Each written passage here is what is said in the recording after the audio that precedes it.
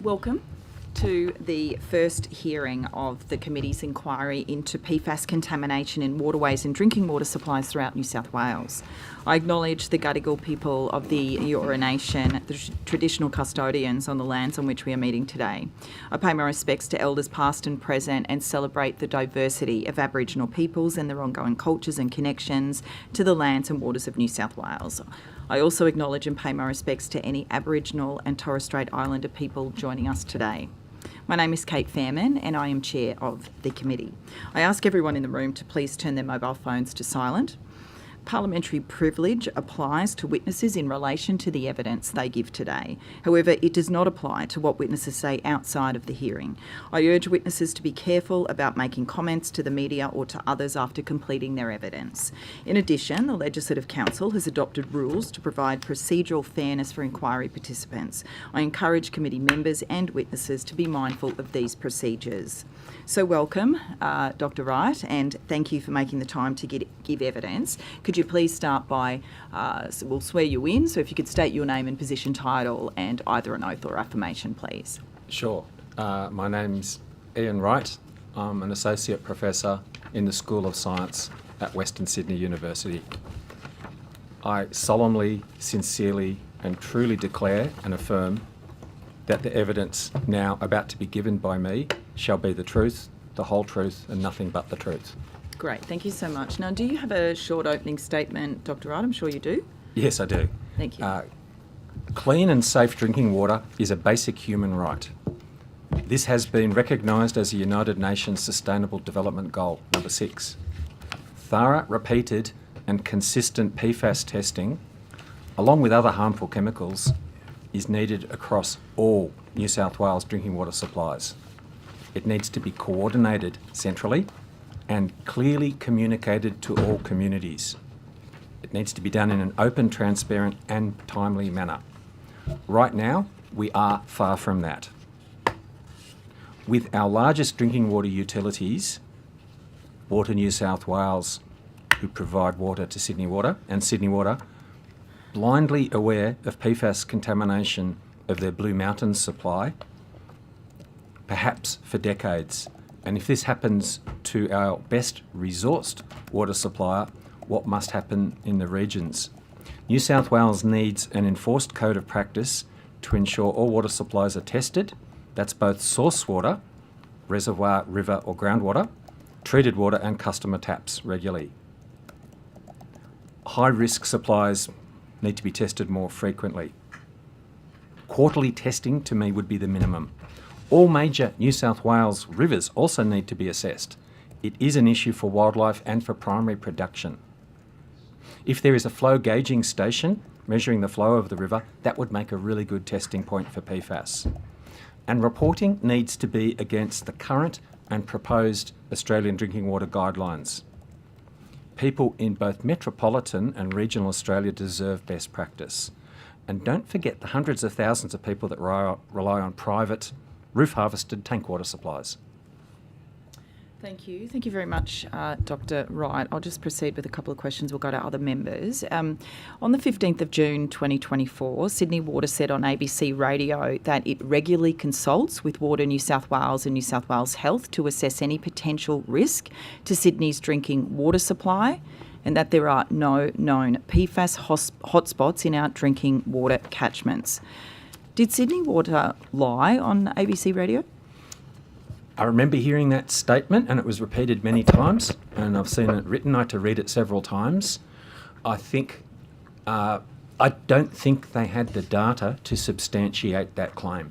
I think that was, I don't know that they were lying. I think they're probably factually correct.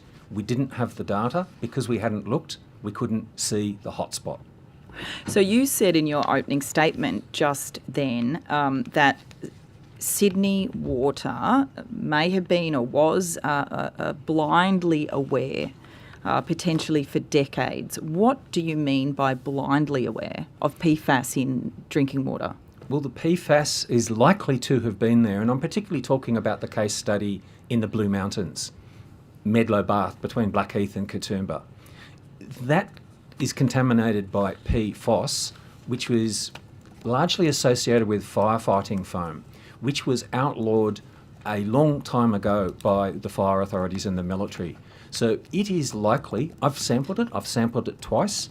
I don't think Sydney Water were particularly happy that I found that with Fairfax. It was quite straightforward to sample that, but that is likely to have been there for probably decades, potentially associated with a large petrol tanker crash in 1992, when the practice, quite appropriate at the time, was to spray a burning petrol tanker with lots of firefighting foam.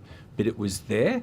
They made statements assuring Sydney siders and the wider public that there were no known hotspots. I already had done sampling, strange enough, involving platypus, and I knew there were hotspots in the Warragamba drinking water catchment. But my assessment is that they hadn't done the testing to substantiate that claim. It was probably correct, but it was like a hollow truth. Now, what you seem to find in these drinking water supplies, and even in the Belubula River, again, your testing uncovered, quite significant PFAS contamination, PFAS contamination in the foam, seems to differ from what the EPA reports or Sydney Water reports. Could you care to explain what you think is going on there and why there seems to be so much difference in the results? I'm heartened that the EPA are testing the Belubula River. It came as a big surprise to me, and it's really thanks to citizen scientists. The landholders there are really concerned about impacts from mining and other sources in a beautiful high conservation river. But if you sample just the water column, remember PFAS is hydrophobic. It is a really useful material because it resists oil, grease and water. So the smallest part of PFAS in a system is likely to be in the water column. My results line up with that of the EPA, but the sediment is about 25 times higher in terms of the concentration, and the citizen scientists there, and I've followed up with research that we've got under review, there have been clumps of foam up to 0.5 metre high that are forming. Not surprising because PFAS is a foaming agent. They had it tested for PFAS and it is in the order of 20,000 times more concentrated with both metals and with PFAS. So we need to look at the whole system. We tested, I've got a PhD student, Kat Warwick, who has tested the livers of dead platypus that have been handed in. It accumulates in the liver of wildlife and in people, and those samples have shown us, one from the Hunter River, Newcastle, one in Arimba Creek, and one was the Wingecarrambee River in the Warragamba catchment, had enormous levels of PFOS. So we need to look at the whole system: wildlife, the sediment in the bottom of the river, the water column, and any foam or anything else, as it is a foaming agent. Thank you, Dr. Wright. I'll go to the Deputy Chair, Mr. Martin. Thank you, Chair, and thank you for appearing here, Dr. Wright. In your submission, you rightfully note that the US Environmental Protection Agency revisited their safe levels of PFAS in drinking water in the United States. That happened in April of this year. Are you able to give us a bit more of an overview as to why they did so and the reaction to that? Yeah, the US EPA have done a tremendous job, and it is a fantastic resource because for a complex topic, they break it down really nicely. So the US water supplies have been severely affected in places, particularly in places like Minnesota, where the 3M company was manufacturing a lot of these chemicals. The US EPA recognise, a bit like lead, there is no known safe level for PFAS. It is a relatively recent invention, many of these chemicals, so it is still emerging what the impacts are on the environment, wildlife and people. So they've set very ambitious levels which are very close to basically the limit of detection. So they're down to nanograms. And nanogram, it's really hard to conceive of this, but a nanogram, 1 nanogram of water, or part per trillion, is like an eye drop in 20 Olympic swimming pools. So analytical chemistry has come a long way. They can test at that level, but basically the EPA, US EPA recognised there's no known safe level, so they've set it basically at the limit of detection for ones, like the PFAS type of PFAS. And that has really sent a shockwave around the water authorities of the world, because it is really hard where it is, ubiquitous. It's in so many different water supplies. It is really hard to treat it, to get it down to that level. Okay. And are you in a position to give us a bit of an overview as to what the effects, the health impacts are on humans and animals? Should it be accumulated in nearby humans and animals? Look, it's such an important point. It's a bit outside my Sure. expertise. I've read enough, particularly from the American literature, that the more we know, there's studies published every single day on this, but it's one of those things that adds to the burden of disease for people, and cancers, cholesterol, liver issues. There's a whole series, but it is on the outside of my edge of my expertise. Sure, of course, no problem. Thank you. You mentioned a few minutes ago a series of suburbs and areas that have PFAS detected. How widespread do you believe this issue is in New South Wales or Australia at least? It's a really good point, and it frustrates me enormously that it's really hard to get information on that. And I'm reasonable at finding that, and the best source of information has been, there's a map across Australia from Friends of the Earth that bring together as much information as possible. That's been really helpful, and frankly the media. ABC and Fairfax, Carrie Fellner's work has been fantastic. And then it depends on your water authority. Yeah. The Victorian water authorities are really quite good at this. I think Hunter Water is good at it, and different councils. Sydney Water are catching up.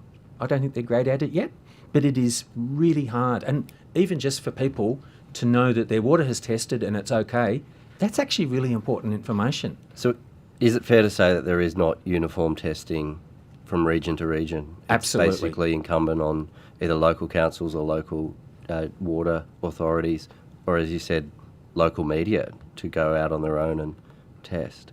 Yeah, it is falling to that, and that's one of the reasons. That's concerning, all right. Fairfax asked me to help them with some testing, but I'm very conscious about the burden on local government who runs so many water supplies, and it is difficult, and some are doing a really good job, but some of the submissions I read were really helpful, and I can feel their angst. Thanks, Dr. Wright. Okay, I'll just go to the opposition for questions now. Thank you, Dr. Wright. I'll start and then I'll pass to my colleague. Sorry, I've got a few, so where to start? What are some of the options for treating PFAS in drinking water? So I'll start broad and then narrow down. There are enormous options. Again, I'm probably not the best placed person. I think I have a colleague from Uni of New South Wales that has more expertise in that engineering. Yeah. But it's a really fast emerging field. And just as an aside, one of the treatments is actually called foam fractionation, where they bubble air through it and it attaches and it actually floats to the surface, creating a foam. And it's actually a really simple technology, has to be carefully run, but this is such a fast emerging area right around the world. Okay. So, for say people home who are concerned, they don't know, is a home sort of filter effective for who might be concerned about chemicals in the water? That's a really, really important point, and so many people ask me that. Yes, absolutely, but you need to be very careful about what filter. Yep. I wrote an article in The Conversation a few months ago that tried to provide some basic information. Reverse osmosis is a good filter, Yep. but again, we actually need to be careful, because if you over-filter your water, it can actually then removes the minerals, Yes. which can actually leach out of our body and Yep. bones and teeth. But that Great. Okay. regional people know a lot about filters because they often have to use them for substandard supplies. Yeah, okay. And your research emphasises, and I think the Honourable Taylor Martin alluded to it. So it emphasises PFAS bioaccumulation in wildlife. What mitigation strategies do you suggest, or could you suggest, to protect those ecosystems? It's so important. Again, at the moment, we hardly know anything about what is in the general wildlife. Because we've published our research on PFAS accumulation in platypus, they are an apex predator of freshwater streams and rivers in New South Wales. And as it moves up the food chain, the levels, the concentrations build up, it biomagnifies. Yeah. Testing is needed, and something like DPI fisheries, looking at what's in fish, because the concentrations, particularly in rivers, is higher than the ocean. And one of my big questions at the moment is, are the fish safe to eat? Because fishing in rivers is a very popular pastime. But even just looking at when dead wildlife testing their livers, they're really good monitors of what's around in the environment at the time, and that can actually provide some guidance about where hotspots might be, Yeah. let alone the conservation of that species. Okay. And again, you published an article in, say, I think it was earlier this year, say June, on the university website, the Western Sydney University website, where you sort of said the PFAS and the PFOA is still emerging, like the health effects. Is that still the case? And if it is, or can you explain a little bit more about what you meant? Again, it's on the edge of my expertise, Yep. but PFOA is one of the group of chemicals in the PFAS group. Yep. It's really confusing list Yeah. of acronyms, but PFOA is recognised as a carcinogen by the World Health Organization, and some of the other PFAS groups, they're closely watching, and it is likely that they will be recognised as dangerous carcinogens as well. Again, that medical evidence and that advice about their hazard to humans is still emerging, but I would watch that space carefully. Okay. And I'll just ask one more question, because you did say about the Blue Mountains revealing systemic issues in water supply monitoring. What do you think could be some immediate policy changes that could be implemented that would prevent similar occurrences? I read as many of the submissions as I could for this inquiry, and I think the EDO submission offers some really helpful advice about the protection of the Environment Operations Act Yep. and the Public Health Act, and because at the moment it isn't enforceable. If a water authority or some agency, local government, finds it should be mandatory to report that and note it. But as a start, I would say the source water for each and every water supplier across New South Wales should immediately test and publish the PFAS concentration in their source water as well as their treated water. It is remarkable to me that something like the reservoirs of the Blue Mountains, and there's 5 of them in between Blackheath and Katoomba, it was remarkable to me that they were only first tested in June of this year, when this has been known for 20 odd years to be a risk, a substantial risk. Okay. Your turn. Mr. Barrett. Yeah, sure. Thanks, Dr. Wright. You mentioned before, you touched on very briefly the concerns about water falling on roofs in people's rainwater tanks. Can you talk more to that for me, please, considering lots of people in regional areas are of tank water, including myself? It's one of the things that really concerns me. I've spent several years of my life drinking tank water, and I've drunk some stuff that's pretty ordinary. It's not good feeling when you hold up your glass of water and it looks like weak tea. So I've done studies with landholders around the Cadia area, the Balabula area. They were concerned about dust from the Cadia mine, and I did a study of water tanks and found very high concentrations of solid material with metals, including lead, mercury, zinc, at levels well above drinking guidelines. And what I was surprised with, this was news, and there wasn't systemic testing of private water tanks or any or any way for people to do it apart from taking samples and going to an analytical lab. I've also tested now with PhD students around the Narrabri Gunnedah area and even private tanks in Sydney. And it is a major exposure. Why should these people not have clean and safe drinking water or some help to have it tested? Advice is given, clean out your gutters and clean out your tank. But if you've got one water tank, it's very hard to empty that and clean it thoroughly. And I know some people have. Because the concentrations of PFAS are so small, dust containing PFAS, and it can be transmitted in dust, can easily fall on a roof and then get flushed into the water tank. So, and of those contaminants that are in those tanks, how, risking the dangers of them, where does PFAS sit in those risks? I haven't tested yet, and I absolutely will, probably with landholders in that Cadia area. They are really, really concerned about this, but I don't think any area is completely free of the risks of contamination. Airborne dust can come for hundreds or even thousands of kilometres. At the moment, I'd say this is a giant information gap. The mention of the impacts on livestock drinking the water, are we concerned about the health of the animal, or is it then the flow-on effects through the food chain? I would say both, and that is an active area of research right now. But there has been published research, and I gave the reference in my submission, but 3 nanograms, 3 parts per trillion, has been associated with the risk of meat contamination. And we don't, internally within Australia, we don't test anywhere as thoroughly as some of our export markets do when we export. And I've recently travelled, and Australian beef is often highlighted on menus because it has a fantastic clean reputation. And we certainly don't want to put that at risk. But is that 3 parts per trillion? Is that the eye drop in the Olympic pool you mentioned before? That would be 3 eye drops in 20 Olympic swimming pools.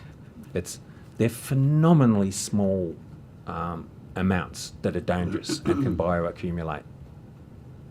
Okay. Sorry, just one more. Do you think you'd see a difference in testing at the source versus testing at the tap? Not really. Although it's a good point, some of the testing can be coarse. A lot of the testing can't actually measure down to the, 4 nanogram level. So specifying exactly what level of testing is required to get down to that 4 nanogram level, which is the proposed new guideline for PFAS, that is difficult to do, and it's more difficult, more expensive testing than at a coarser 10 nanogram level. Okay.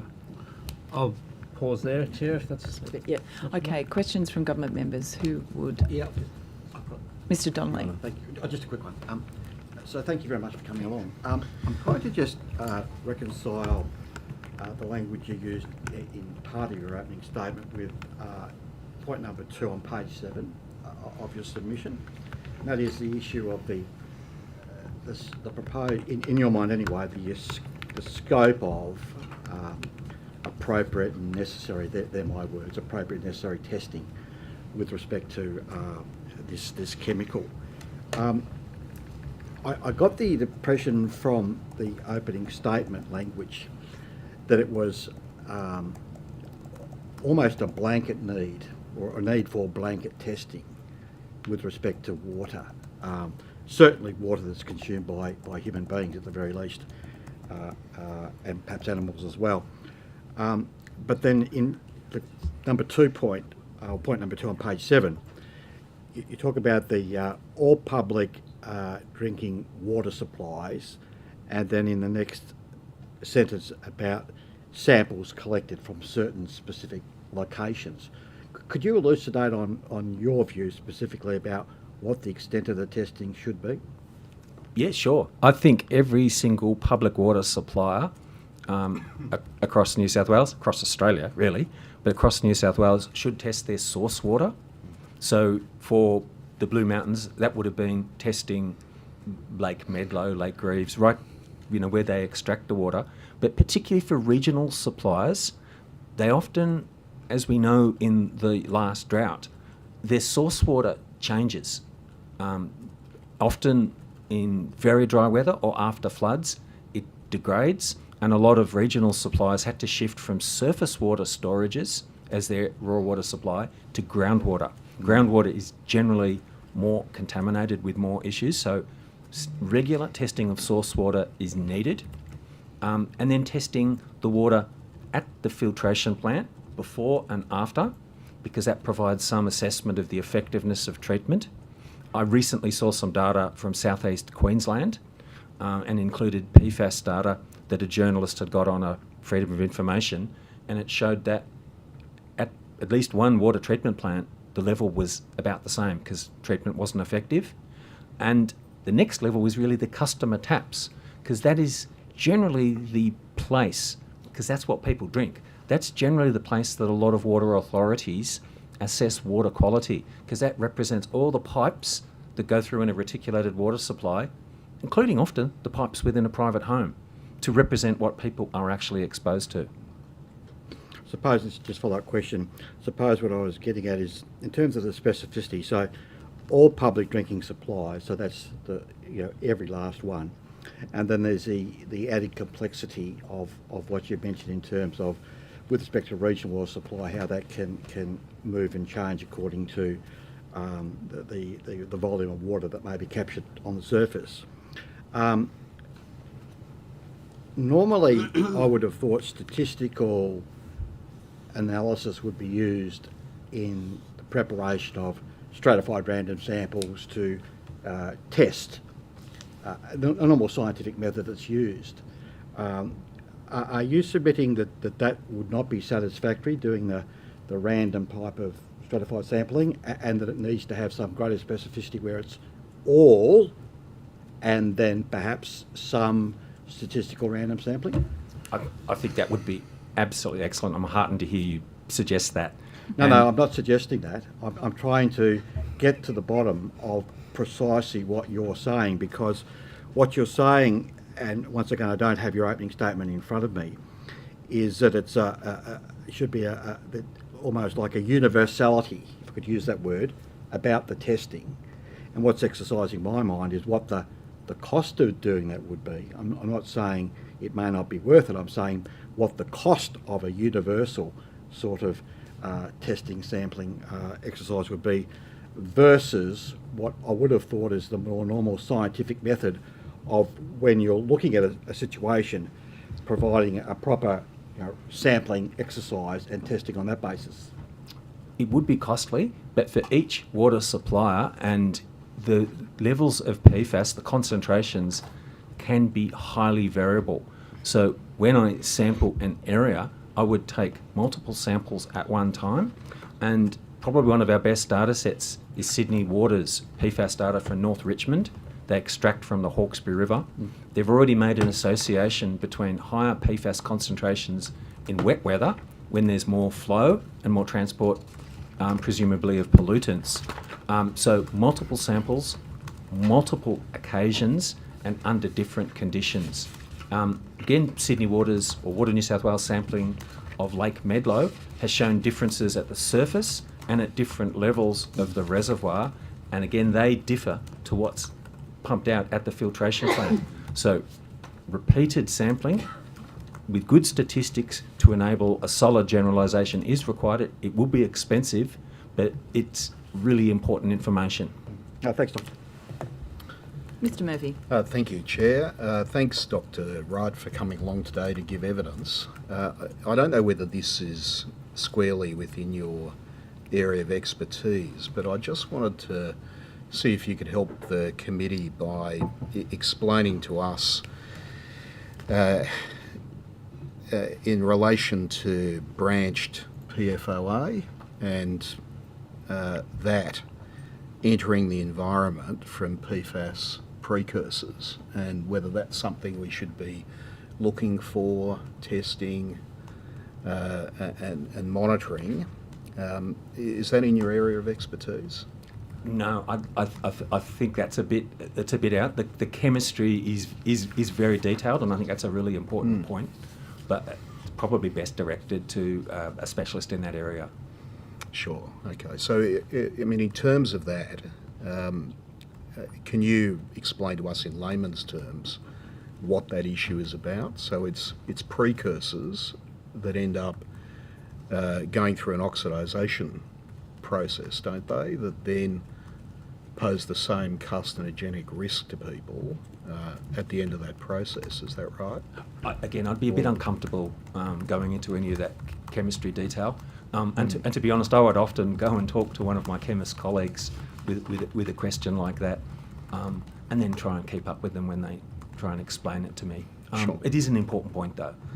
Yeah, so it is something we should be looking at also. Absolutely. And there are thousands of different chemicals in this group. I don't think we've even got a handle on how many have been created. And as they do degrade, they do.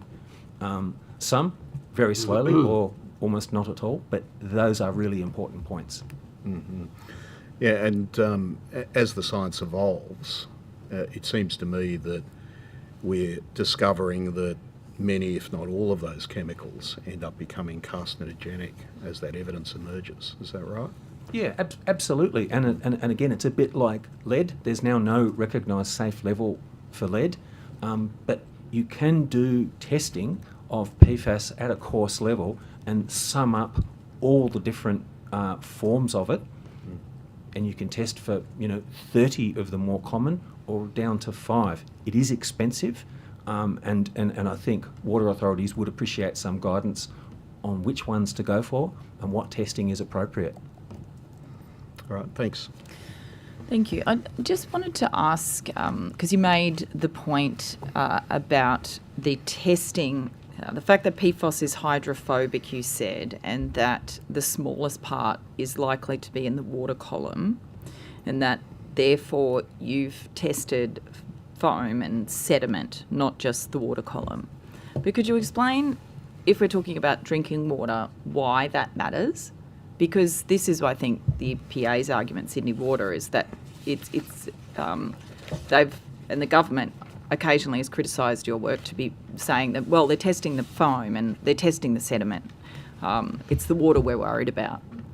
So why is that an issue? Why should we be concerned, in your view, about what's in the sediment when it's drinking water that we're worried about? Sorry, Chair, can I just add another aspect to that question? Is that okay? Yes. I'm not changing the question. I just, because my concern is also, I wonder, after flood events, does that stir all that up and add, change the, Sure. the testing results?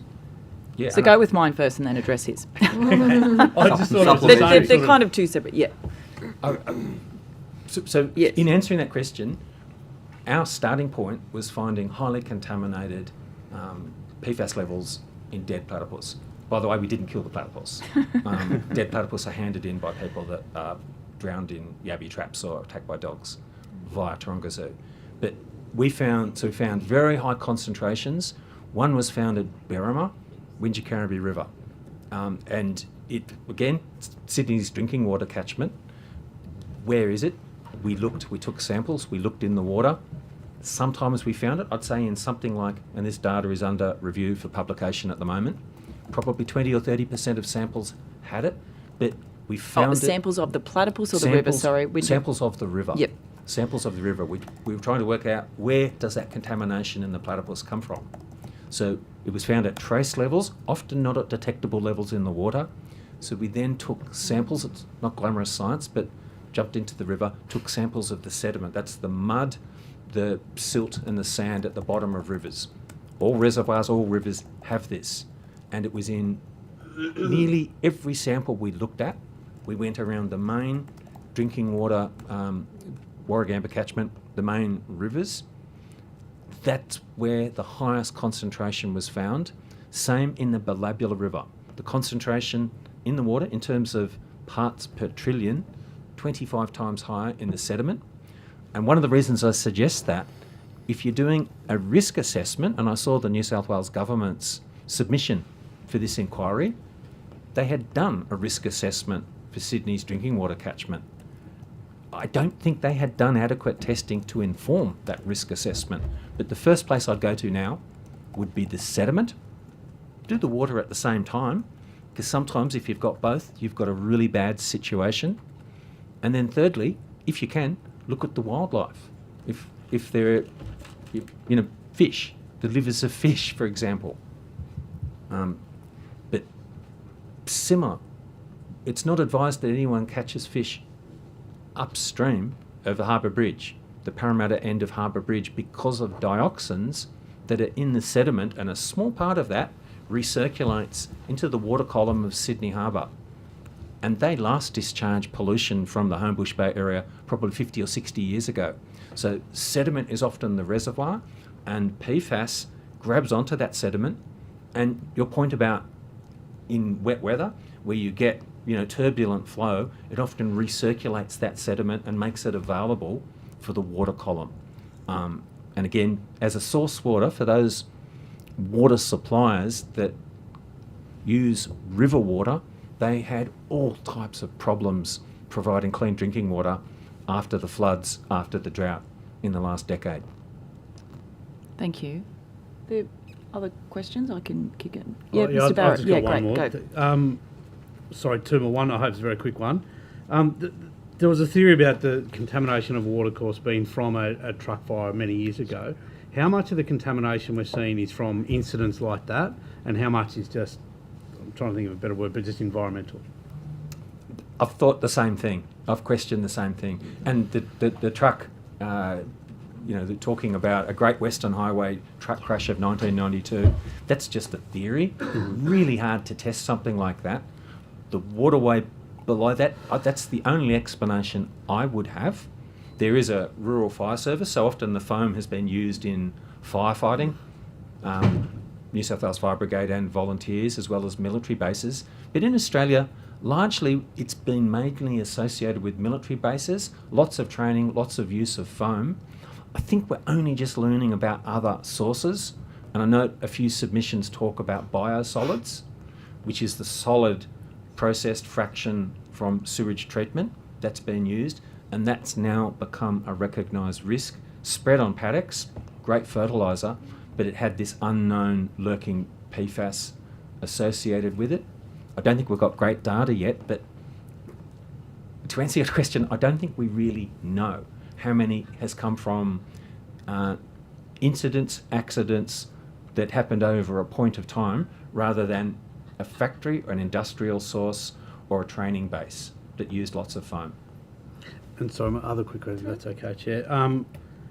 You mentioned, Sydney Water, and I think you sort of touched on it. Are you worried about the capacity of smaller regional councils to maintain this testing regime? I really am, and I'm more concerned about the regional councils. I think it's fair to say, based on data I've seen, I've done some testing, the further you get away from the coast in any part of Australia, the more challenging it is for water suppliers to provide high quality drinking water. And about 8 years ago, Infrastructure Australia did an assessment and noted that it is really hard for regional water suppliers across Australia to have the technology, the rating base, because they've got small populations, even the expertise of personnel to keep up with the standards that we expect in capital cities. And I looked at as many submissions as I could, but I could feel that as well from councils that run water supplies. They're going to need a lot of help to help provide and ensure clean and safe drinking water, both in terms of assessing problems but also treating it to achieve that. With your water testing of the Belubula River and what you found there, what was your communication with the EPA about that? Was that left with the community because you were undertaking the testing with community, or did you send the samples, reasonably quickly to the EPA? What did that look like at the time? It was back in June, was it, when it first started, or May maybe? The first sampling of the Belubula River, the community did it. The Acadia right. Community Sustainability Network did sampling. My first sampling was very late July. I saw their results. I was alarmed. I did my own results. I kept chain I kept control of my samples and took them to the lab. I wanted to publish it, so to have that scientific scrutiny. But very early on, I organised a meeting with the EPA. I met with Tony Chappell, I think on the 12th of August, and a group of his staff at Parramatta to let him know the seriousness of it. And in the foam, it wasn't just the PFAS, it was also the concentration of metals. This is part of our research. PFAS is like a liquid glue, and in the foam, the levels, I remember, of copper were 1,500 times higher in the foam than they were in the water column. And this foam, like a lot of foaming substances, it will break down and actually liquefy in time.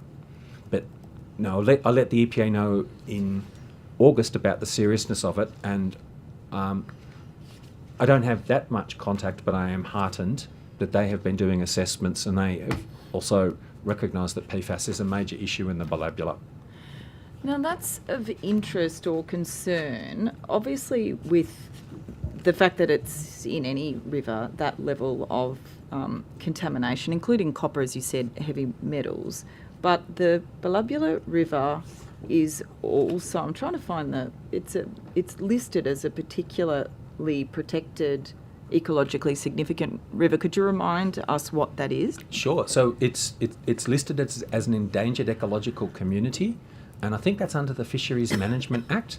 So it's one of the declining habitats for the Murray cod, and so this is part of the Lachlan River catchment. So the Balabula River, all the way up to I think it's at Carcoar. There's a dam. It's specified that protection. My reason for going there is also because it's one of the last western flowing rivers that's a known platypus habitat, and platypus researchers like Tom Grant have highlighted what a regionally significant population it is. So it has high conservation value, but it's got enormous importance for primary producers. It's used for lucerne production, for vineyards, cattle and sheep as well. So it's really important on the agricultural productivity side as well. And so with PFAS, I think it's important to explain the way it interacts with the environment in terms of the spreading nature. So if you look at, for example, the Williamtown contamination and the documents and discussion around that, it's always about this kind of spreading plume, isn't it, of groundwater and just continuing, unless it's addressed, it's not going to magically, resolve itself. Why does it spread? Like what's in terms of those chemicals, why do they spread in the environment? So groundwater, the Williamtown example was particularly associated with a groundwater plume, and again, similar to a lot of places in the States where they rely a lot on groundwater. So it gradually disperses. Solutions move from high concentration to low concentration. Groundwater often slowly moves. There are concerns in the Cadia area. It could be associated with the Cadia mine, which has a tailings dam. So tailings dams often have a plume under them. But also, do you mean the tailings dam that had the wall that collapsed? Yes, I do. Yeah. So there's two walls. An internal wall for the second of the tailings dam collapsed. The lower downstream one held, fortunately. But tailings dams generally have a discharge plume under into the groundwater. And the results I've seen from the mine's monitoring, EPA's recently done some monitoring, there does seem to be some transport from there into the groundwater. But also if you've got, like the foam in the river, it appeared to be a hotspot of hyperaccumulation of PFAS, and that would have been a great point, I thought, to put booms across and collect the contamination, but we sadly watched it go downstream. So I was trying to encourage the EPA to look at this as studying the problem, but also perhaps a great way to trap it and remove it from the environment. Was a direct request made to the EPA to do that? No, it wasn't. It was a suggestion of a phenomenon that I was studying at the time, and encouraged them to test and recognise the risks associated with the foam. Yeah. Partly because a lot of this is Baker's Shaft is a public reserve on the Balabula River, and I've seen kids swimming in it, people fishing. I've no doubt people are dropping the billy in the water and drinking it. But the foam worries me that a child would look at that like bubble bath. And it is the most horrifically dangerous stuff I've ever encountered. My last question, because we're almost out of time, is there so there any signs now that have been erected along the area that you have tested and found to be contaminated? Has any government agency put any signs, New South Wales Health or the EPA, about that not to swim or drink? Not that I know, and I have suggested it both through journalists and with locals that warning signs be installed. I have spoken with a couple of community groups too to share that. And some of them said they had no idea. It's a beautiful looking river at this point and very popular. You can get 20 or 30 people camping there. That's a problem. You can't see it unless it's foaming. I assume. Absolutely. Any other questions? No. Thank you so much, Dr. Wright, for your great submission and your great work, and thanks for appearing today. I appreciate the opportunity, and thanks for all your questions too. Thank you. Thank The you. committee may be in touch if there's additional questions for you. Thank you. Thanks so much. I'd be happy to.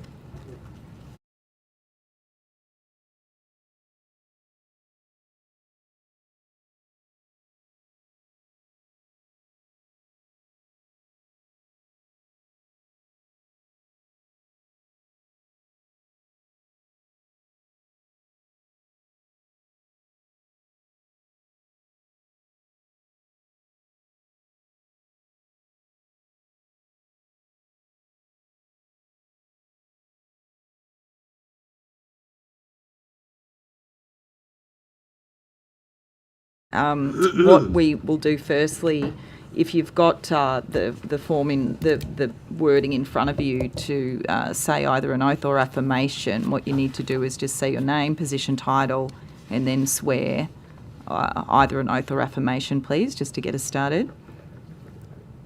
Sure. I, Dennis O'Carroll, Professor of Engineering at UNSW, University of New South Wales, I swear that the evidence now about to be given by me shall be the truth, the whole truth, and nothing but the truth, so help me God. Thank you very much, Professor O'Carroll. Now, do you have a short opening statement? I'm just, for the committee's sake, letting them know that you've just arrived, you're in Canada and you've just jumped off a plane. Do you have a short opening statement? You're prepared?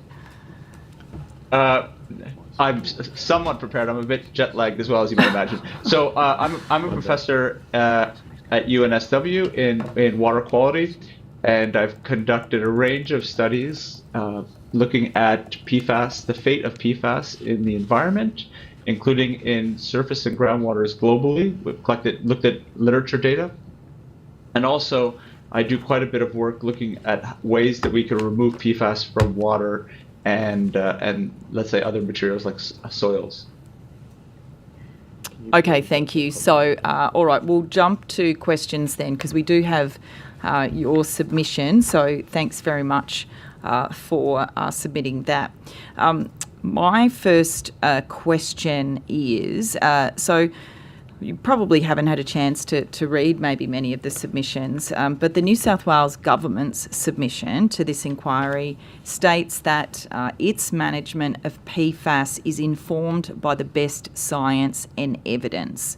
Do you believe that's true, knowing what you know and the work that you're doing? So can you just say what at the very beginning, what's informed by the best science? Yeah, the New South Wales Government's submission says that its management of PFAS is informed by the best science and evidence. So, I guess PFAS, our study, when we collected over 45,000 data points, water sample data from across the world, and from both surface and groundwaters. And we put the data into sites that had a firefighting station or some kind of fire activities nearby, some that had some kind of an industrial activity where we would have PFAS, and other data points where there was no known source. And in particular, in the no known source, we found that a surprising number of those samples were above international drinking water standards. So this is kind of like, let's say, in the Blue Mountains, where Water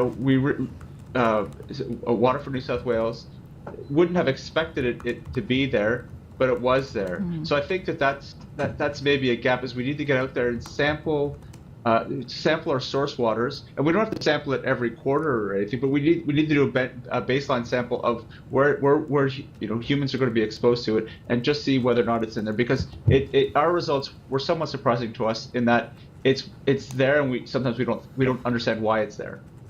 Yeah, so you did the 45,000 water data from across the world, which is just extraordinary, really, to think about. And could you just explain to the committee what you found, like in New South Wales, or Australia, but largely if you could stick to New South Wales for our benefit? Well, that's the hard part, is that there isn't a lot of data in New South Wales. That's why I guess I'm making, by analogy, looking at the whole world. And from my perspective, there's no reason to believe, other than we didn't have manufacturing activities of PFAS in Australia. We're an industrialized nation, and where we used PFAS. So there's no reason to believe that the findings that we found globally aren't consistent with New South Wales. Examples, the Blue Mountains is an example, but we sample routinely around Sydney, and at UNSW Kensington campus, we have a class, and we sampled the groundwater, the bores on campus, and it has PFAS in it. We're not drinking it, and we're doing it as a sort of a demonstration, but it's there. I don't know why it's there, but it is there. Yeah. So from your research, you would suggest that PFAS is probably in all of our water. We've heard from Dr. Ian Wright before, who talked to us about the studies into the platypus bodies, the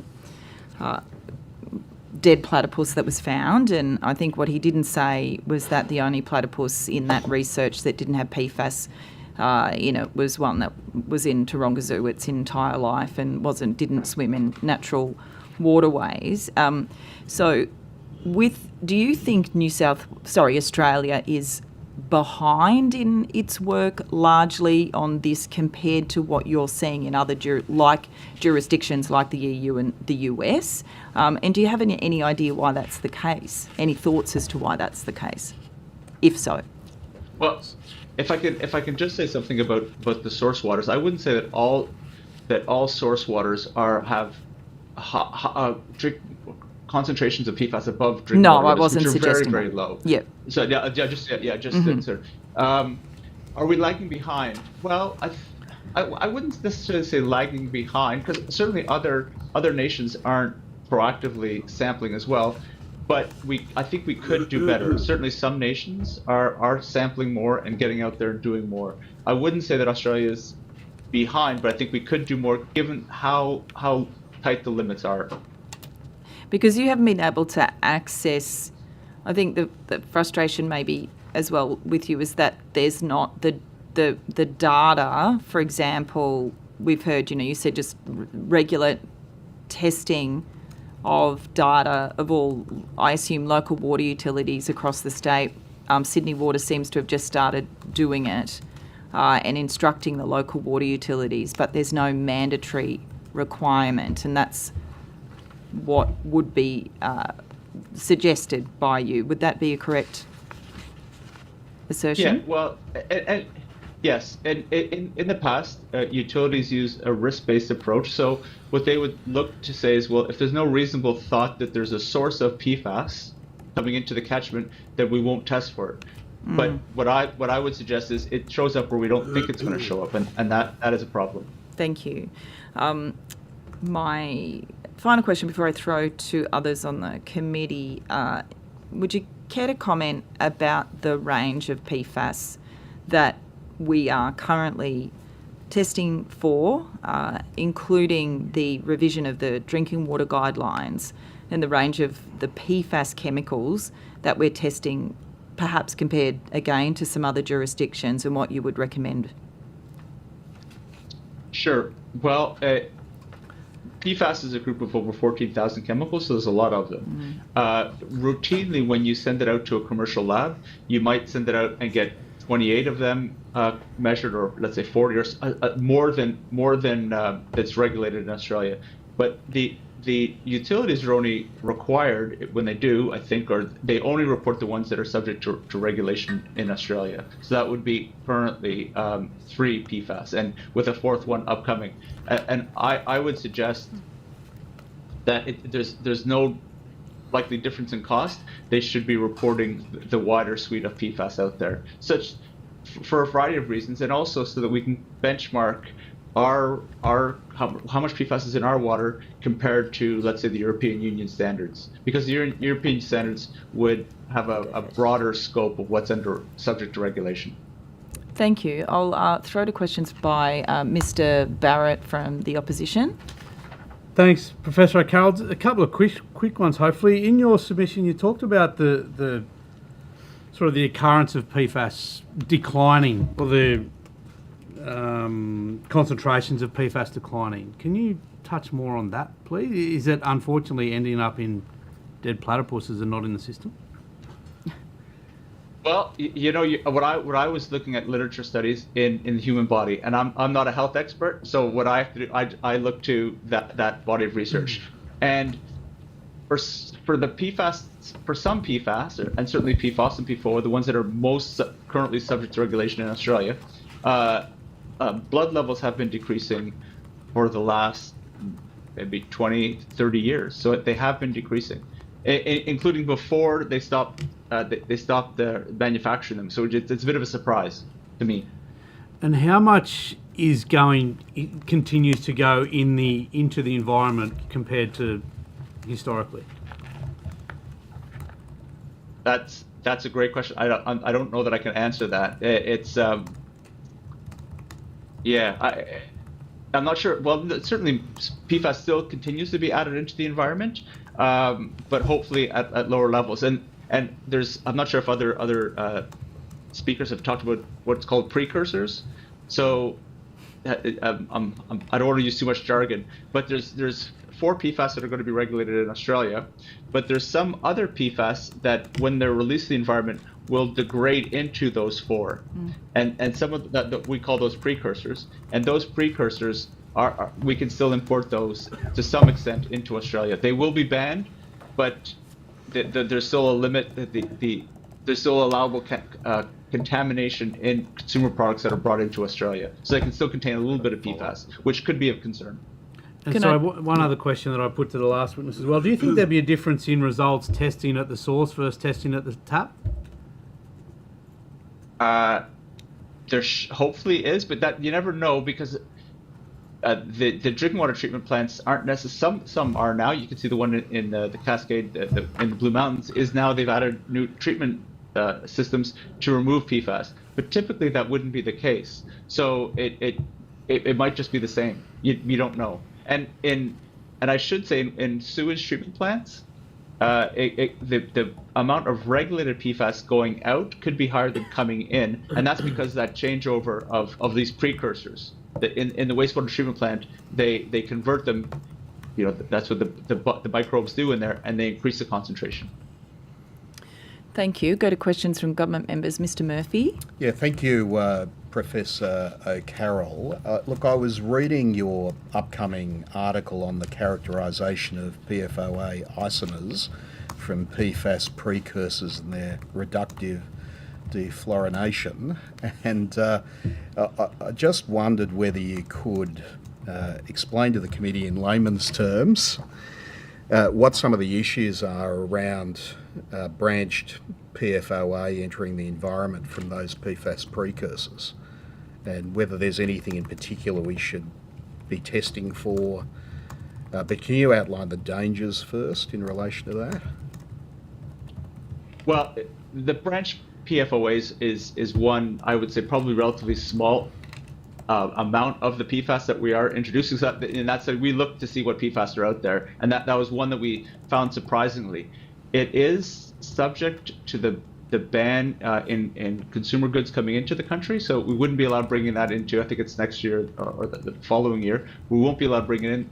And then questions around its health impacts. That's uncertain because it is PFOA, but it's a branched PFOA. So in some jurisdictions it would be subject to regulation, and then the NHMRC has said here that it's not. So there's uncertainty, broadly with PFAS, including this one that they were looking at. Sure. Does that help? Yeah, it does. And, the thing is, it's out there in the environment. What is it that poses the risk? Is it an oxidation process in the environment that then could turn it into one of these carcinogenic forms of PFAS? Is that effectively what you're saying? Well, we would suggest that it is there in the products, it's there in firefighting foam initially, but then also there's these precursors that would convert some of the other PFAS that are there to this branched PFOA as well in there. So you're getting more of it with time. And then, so when it's converted, it could be converted through microbial action to oxidation. And then and then the health impacts and the ecosystem impacts. That's what we need to figure out. But it's definitely a PFOA. And I guess the question is it as toxic, more toxic, less toxic than the linear PFOA, the related compound? Thanks. Goodness me. Mr. Donnelly. Thanks very much for making yourself available and sharing your expertise. I'm trying to imagine the dimension of what testing should look like if we're setting this up to deal with a matter that is concerning us.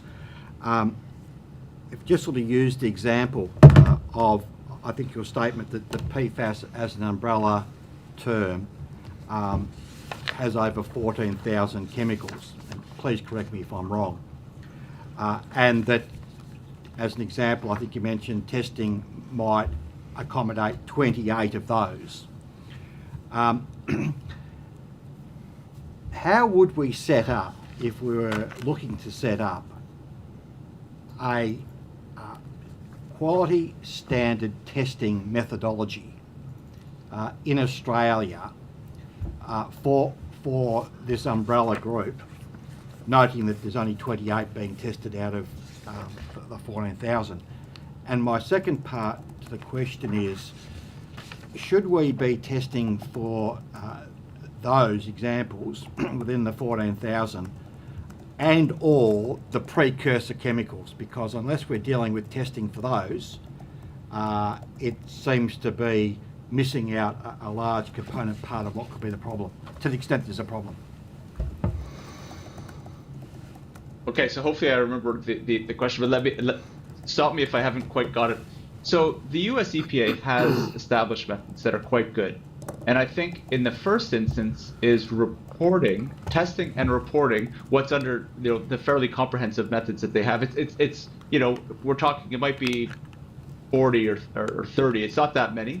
So that's getting at some of the ones that would be routinely measured internationally. And then the second question, you're talking about precursors, which is an outstanding question. Yeah. And I agree. And there's ways to estimate, they're imperfect, but ways to estimate the total amount of precursors there. One is called the top assay, and your colleague to your right was sort of alluding to that just now. That would be one way that you could do it. And there's another one called, the acronym is PIGGY, and I can't remember what the acronym stands for, but there are ways to get at the total fluorine in a sample, and measuring that will get you the total amount of an estimate of the total amount of PFAS there, and then the precursors.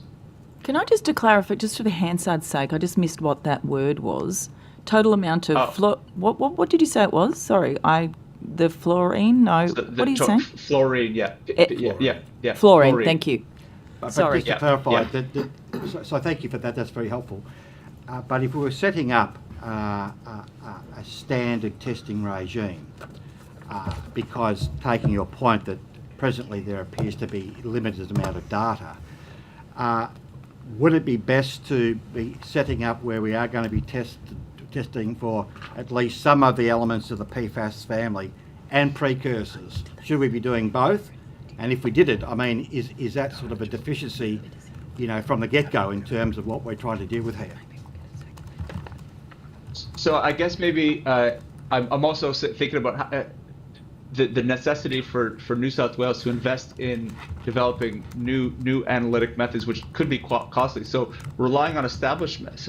At the moment, an issue is that water utilities don't measure and report to the public all the PFAS that they could relatively easily. So that if they're only measuring 4, it would probably cost them the same to measure 28 or 40, and then it would probably cost them a little bit more to use these other assays, the top assay or the piggy ones, to get more information. So I don't know that a new methods need to be established. Yep.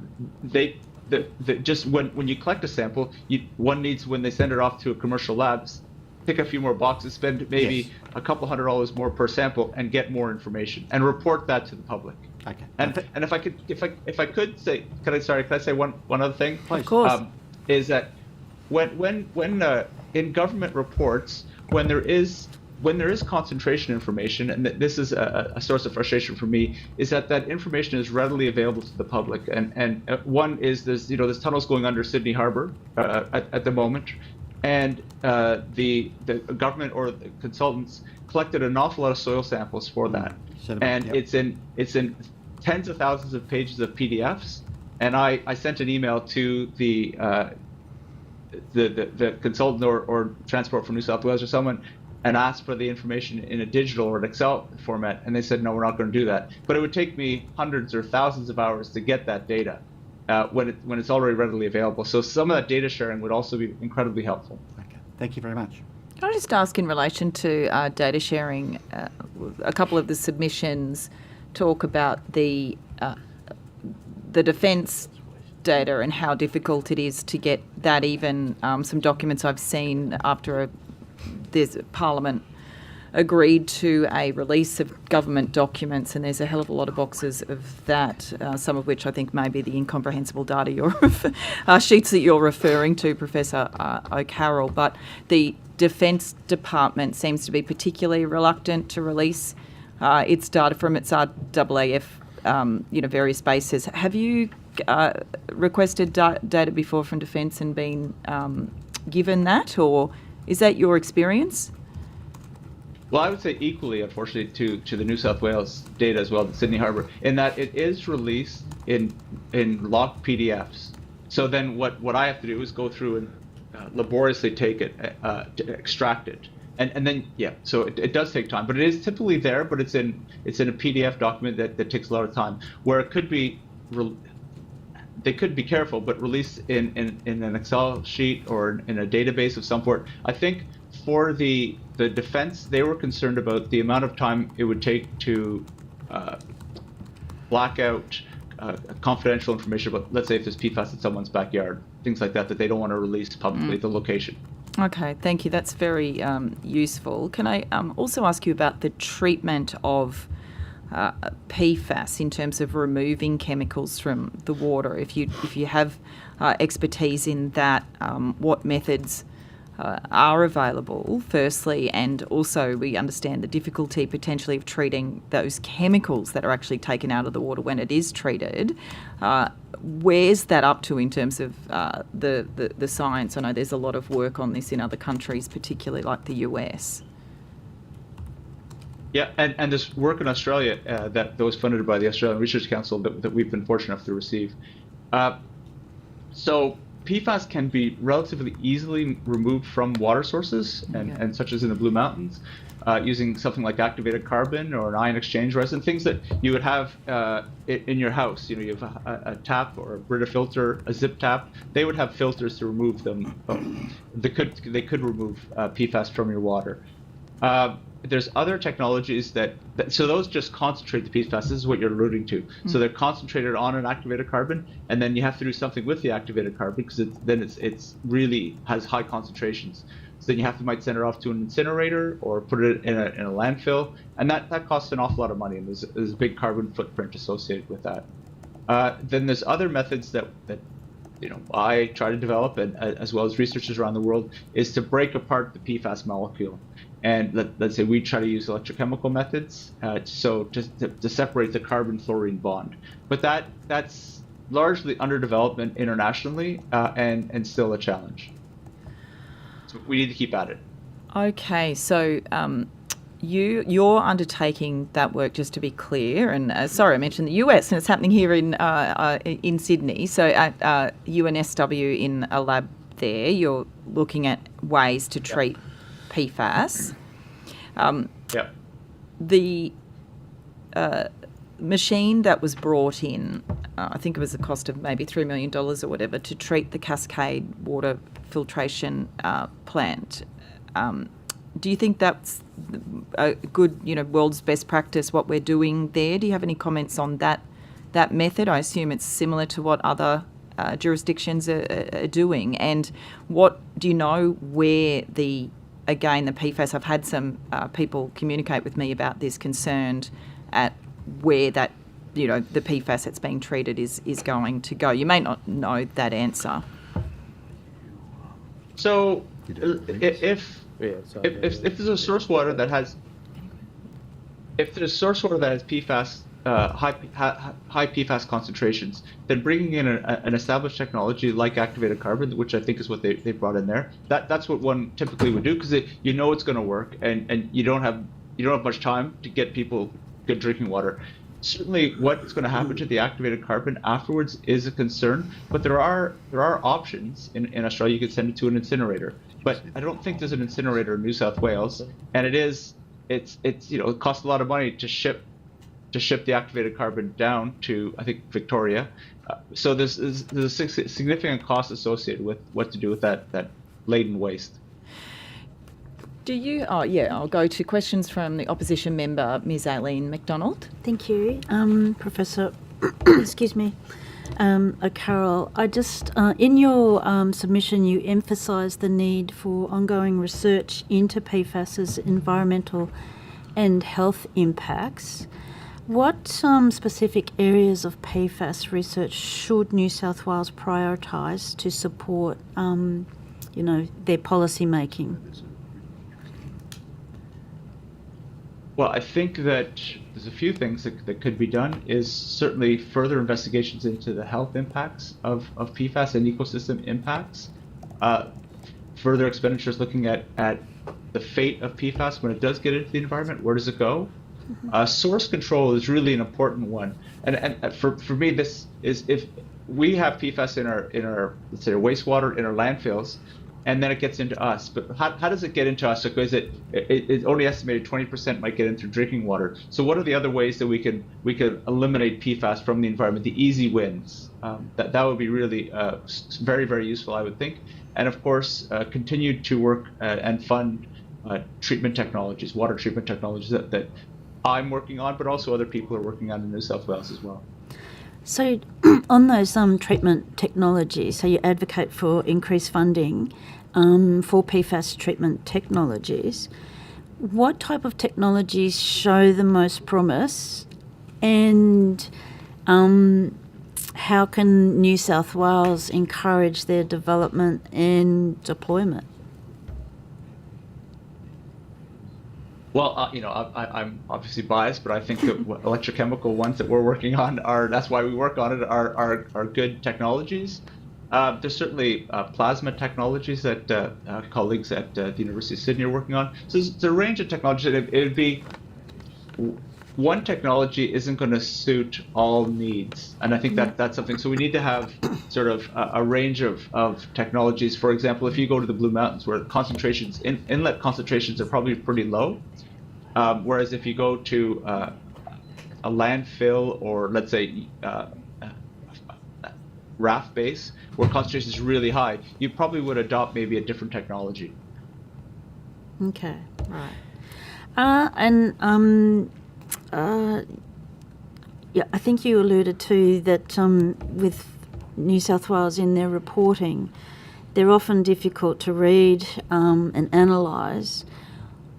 What changes would you recommend to make PFAS data more accessible to researchers and the public? I think you've kind of touched on that before. Well, I think it's a culture change in that sort of, when someone requests information, if it's readily available, then supply that information. Yeah, which then goes on to communication. So there's, the communication about PFAS in drinking water. What would a transparent and effective communication strategy, what would that look like? And how would it address public concerns? Well, I'm not a communication expert, and so it's nuanced. It's really complicated. But I think when a water utility says that the water is fine today, and then the NHMRC changes the guidelines, and then the water utility has to say, oh no, sorry, it wasn't okay when we said it was okay. That somehow coming up with a messaging, sort of having a plan to address the nuances and recognize PFAS regulations are probably in my career, they're the chemical that the regulations have changed incredibly fast, and they continue to evolve. So I think what we have to expect is that they will change again, and somehow be prepared for that, and just not say, don't worry, everything's fine, we've got it covered, and then in 6 months having to say, oh sorry, we've changed our mind, it's not covered. Okay, all right. Can I? Yeah, I'll jump in with a question. It's Kate Pham in the chair again, about biosolids. Now, I know this inquiry at the moment is looking at drinking water, but a number of submissions have mentioned biosolids, and I just wanted to get your views on that. From what I've read, it appears that one of the key concerns about the use of the biosolids from sewage treatment plants that is then used for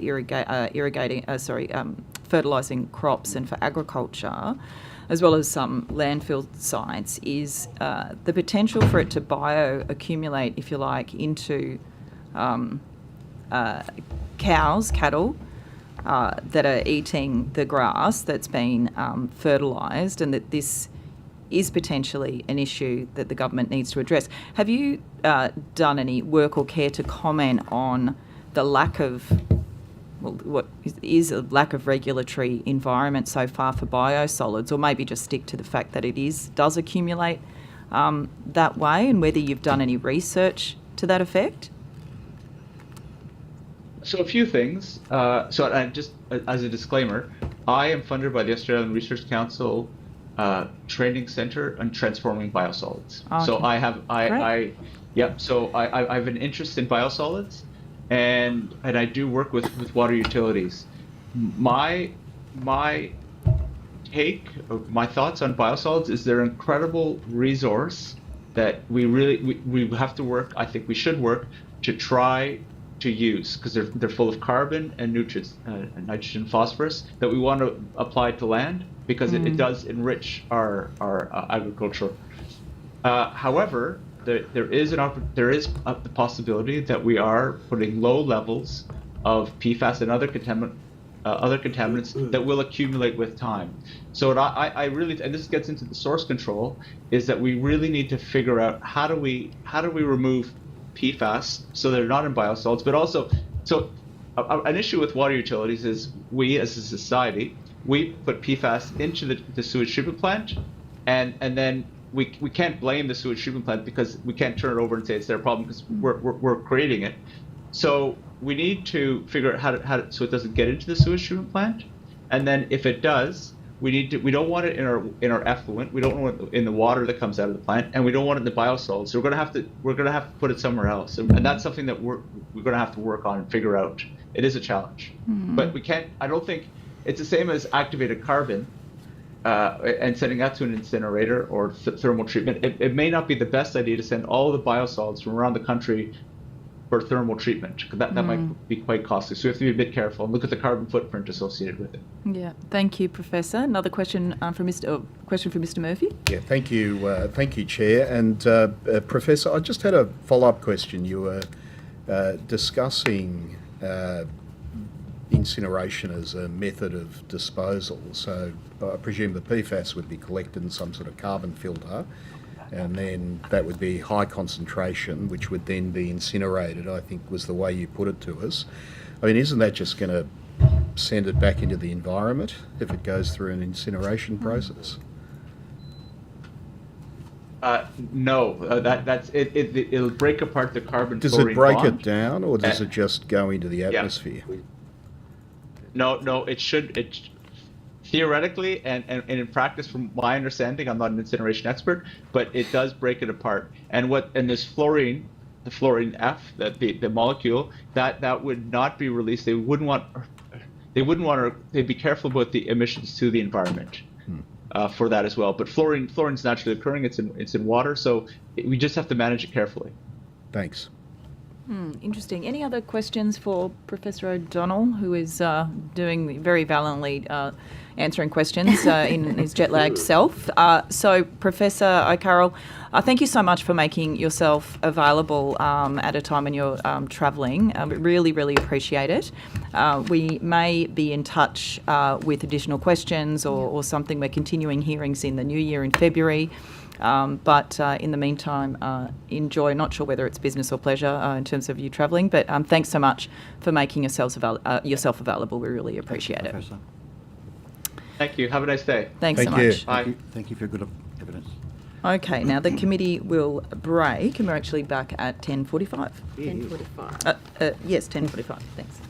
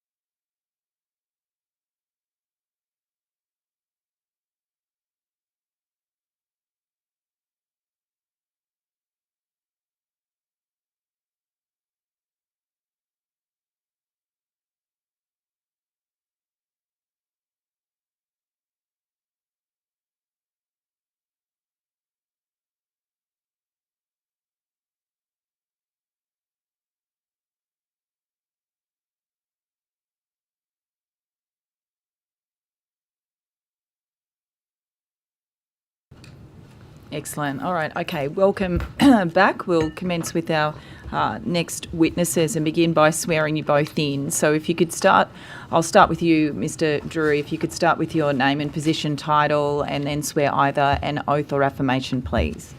Leighton Drury, State Secretary of the Fire Brigade Employees Union. I solemnly, sincerely and truly declare and affirm that the evidence now about to be given by me shall be the truth, the whole truth, and nothing but the truth. Thanks so much. And Mr. Wright. Jonathan Wright, Senior Organiser with the FBU, and I solemnly, sincerely and truly declare and affirm that the evidence now about to be given by me shall be the truth, the whole truth, and nothing but the truth. Excellent. Thank you so much. Now, is there a short opening statement, Mr. Drury, is it that you'll be making? Yes, both of us will be making. Okay, great. I will start. We thank the committee for inviting our union here today. We consider the experience of firefighters to be unique and highly relevant to this inquiry. The FBU represents over 6,000 members as the industrial body for professional firefighters in New South Wales. Our members work across this whole state and are all involved in manner of every emergency response that happens.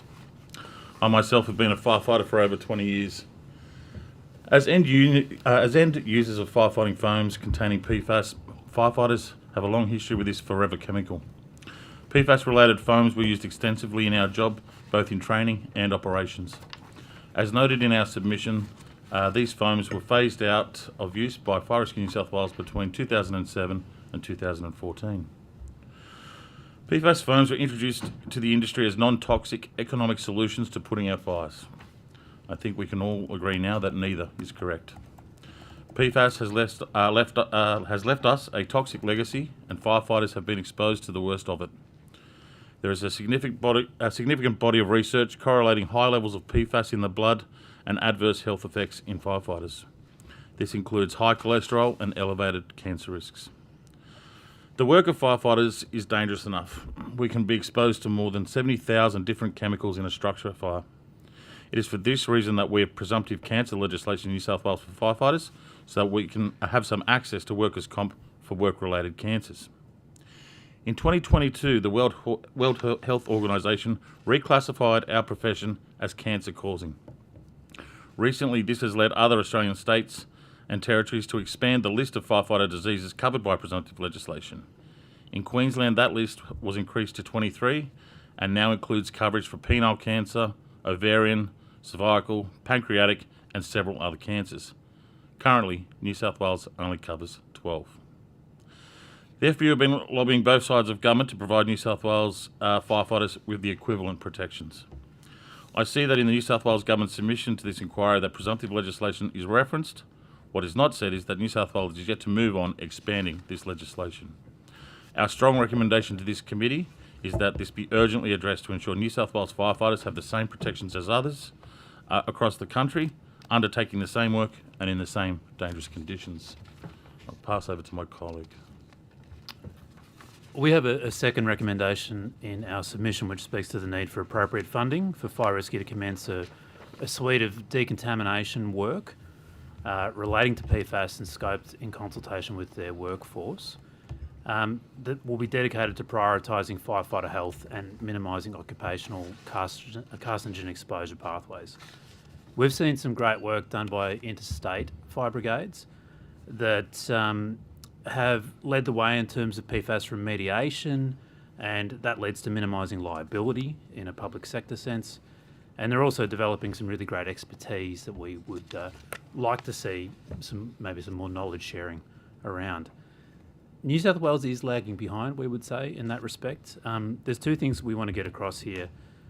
One is about our relationship as a union with the fire brigade as an employer. So when we work together with shared goals of prioritising workers' health, we can do some pretty important things.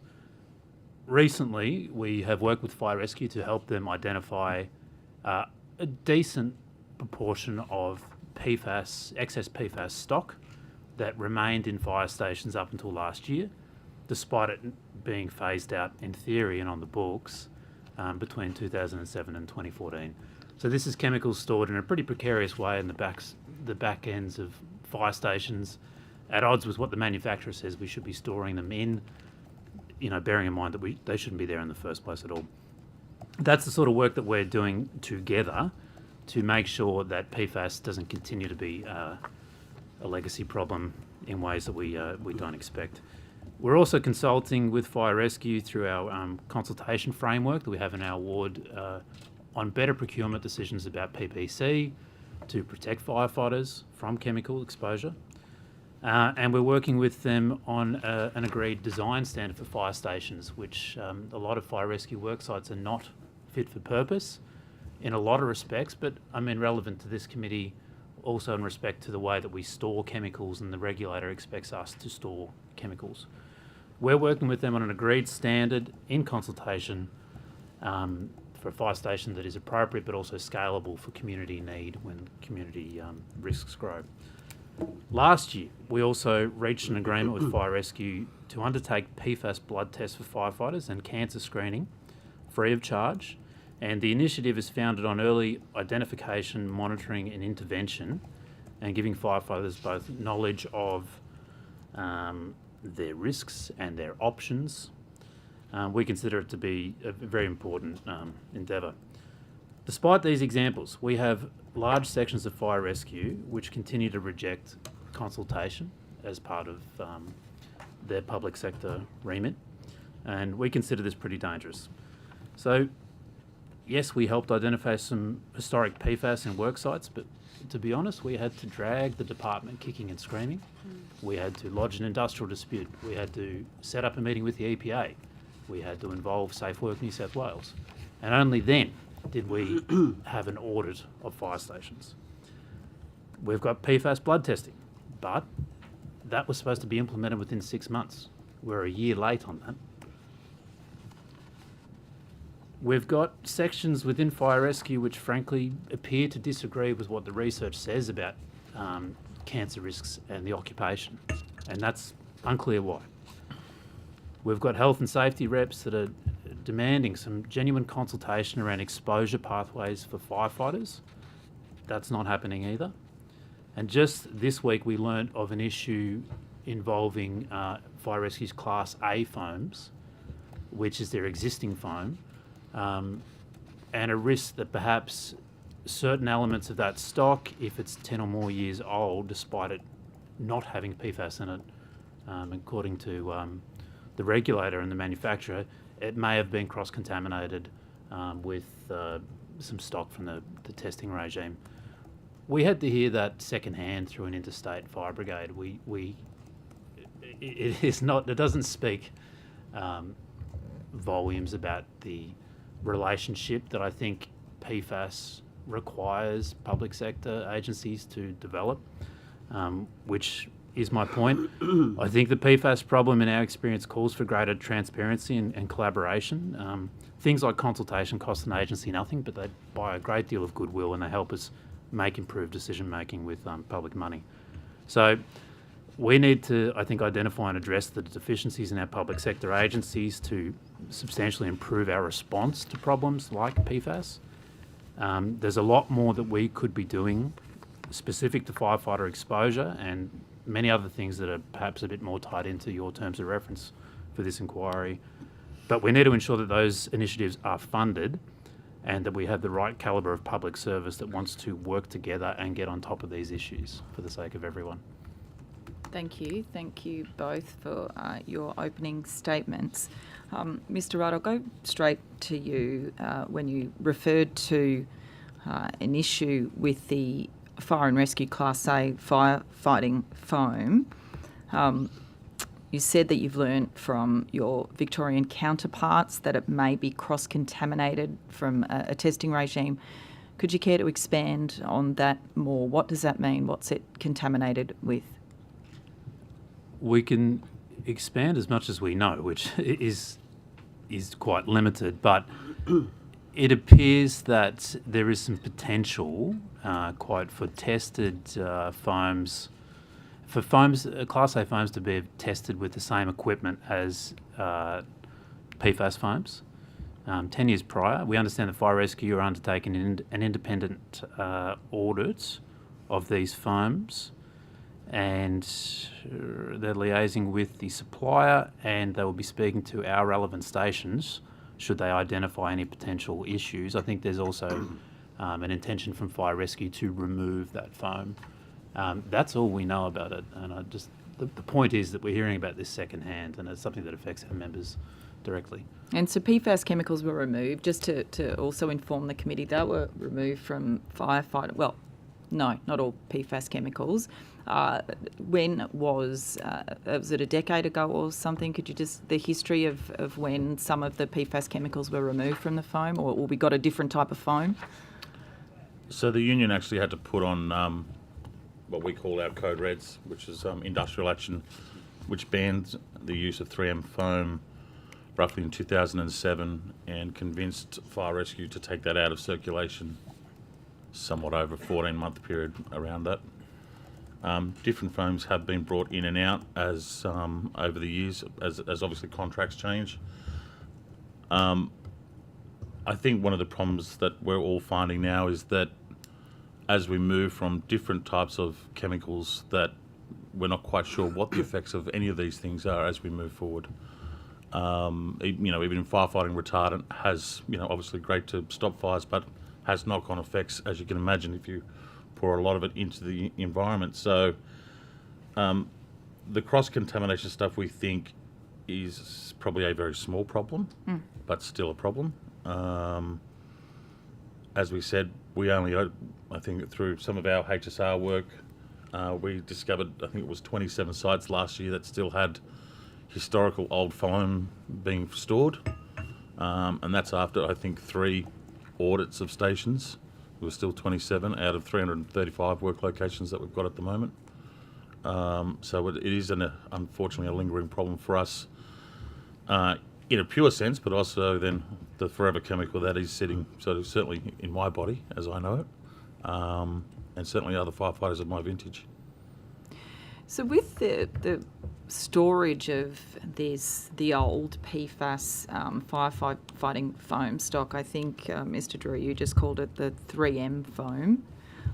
So that's being stored, you said 27 sites, basically as a result of the work you undertook in terms of finding out whether that's still stored, as opposed to the EPA or Fire and Rescue. It was the FBEU's work, was it? That's right. So in the appendix to our submissions, which I'm not sure were published as part of the process, but we have detailed the sites in question. That was the process of Fire Rescue undertaking an audit. Our interest was sparked prior to that, and we enabled the audit because we had members telling us that they were seeing this stuff and asking questions directly to us. So that was the problem. It was identified by our members, channeled through the union, and just to tie this back in, this is the importance of consultation. This is the importance of firefighters having a seat at the table to minimise the department's liability and make sure we make good decisions. That's my last question before I throw to other members at this point. So how's they being stored? What are they? Big metal drums. How are these chemicals being stored, or the foam? Is it foam at this point, I'm assuming, or yes? Do you know, what does that look like? We're talking about the existing foam and let's call it the retardant? 3M foam that was phased out. So our understanding at the moment, it has been picked up and disposed of. At all sites now? We hope so. Is it the best that we can give you? I think there's two. Who would other have picked things. that up? Just to be clear, Fire and Rescue or the EPA? Who? Because we have both of them coming Yes, this afternoon. Fire Rescue are the ones that Okay. did the audit and then obviously then did the disposal. Yeah, the disposal's an important part, though. I mean, these things need to be disposed ethically and appropriately. You don't want any situation where someone might do something accidentally with it, like pour it down the drain, for example. But just it's 2024. It's a long way from 2007. This stuff should not be there. At all. Thank you. Go to questions from the Deputy Chair, Mr. Martin. Thank you, Chair, and thank you both for appearing here today. Can I ask a bit more about the blood testing? And I see in your submission that you were successful in having last year actually, for Fire and Rescue to cover the cost of screening. Before that happened, how were people finding out? Mr. Jury, you said yourself you have a level in your body. They have to go and pay for that test themselves. Yeah. It's quite an expensive test. unfortunately, that testing under the award still has yet to commence, although my understanding it is imminent, although being now nearly 9 months late. But yeah, they had to pay for that themselves. Okay, and then further to blood tests, in your submission, you say that you were successful in getting comprehensive cancer screening provided by Fire and Rescue. Are you able to elaborate a bit more on that and what that includes? Again, still under consideration by Fire Rescue about how they believe that the award clause works. We were quite clear on what we thought it meant, and that was that firefighters, if they felt they're at risk, because again, it's a volunteer for these types of testing, is yet to be rolled out and yet to be implemented. So again, we're dragging behind nearly every other state and territory at the moment. But kicking and screaming is the way that, unfortunately, Fire Rescue seems to like operating. Understood. Are you able to give us a bit more of an idea as to the morale in Fire and Rescue in the fireys and what their thoughts are on this subject? There's been a lot reported in the media for years now on these substances. Are you able to give us a bit of an idea?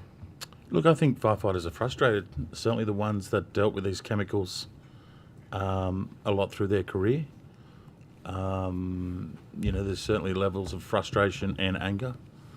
And not necessarily that the fact that they were exposed, I don't think they necessarily blame Fire Rescue for putting them in that situation, but rather, I suppose, the lack of, well, how do we fix this going forward? As Jonathan said, we knew there was a problem in 2007, 2008, and now we're in 2024. The first legislation for presumptive cancer was entered into the federal parliament, I believe, in 2013-14. 12, sorry, and then we only introduced it under the Liberal government in 2018, and here we are now 2 years later after having conversations about adding the next cancers, and we're not seeing anything there either. I think there's probably an important point there. When you look at the language that's used around PFAS and environmental concerns, or with government departments, it's about properties. There's this phrase that gets bandied about called the precautionary approach. Now, the precautionary approach is also, in principle, something under the Health and Safety Act. And firefighting is an industry where we have always looked at the harm it does to those workers retrospectively. And there's always going to be another PFAS. It's a dangerous bit of work. But the precautionary approach and principles aren't being applied to the way that we talk about firefighters' health. And that is one of the things that makes our members most frustrated. And it's not difficult to address. It's about providing a level of comfort, about acknowledging the risks of the work, and just putting in some very basic scoping to assist, like the testing and the testing regime that we've won in the award. There's a further point to this as well, and I guess I don't necessarily blame Fire Rescue to this point, but certainly the government, and I say all governments, certainly the preceding one and the current one. Fire Rescue has over 400 sites that may or may not have been exposed to PFAS. At this stage, the number of sites that have been under active investigation is 23. Number of sites where investigation has not even started is 358. Now, this is all about money. There's not enough money going into Fire Rescue to fund the testing, to get the testing done.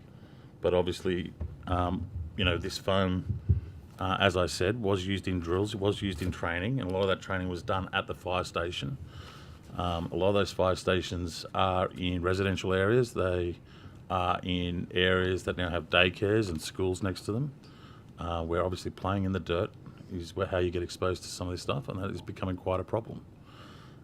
We have, I think, 90 sites that may or may not have been affected by PFAS that are now not in Fire Rescue's hands, and we know that some of those are now turned into daycares, or they're turned into houses, because it's quite trendy to buy an old fire station as a house.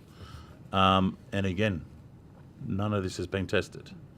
But again, that comes down to a lack of funding that the government needs to provide to Fire Rescue to get that done.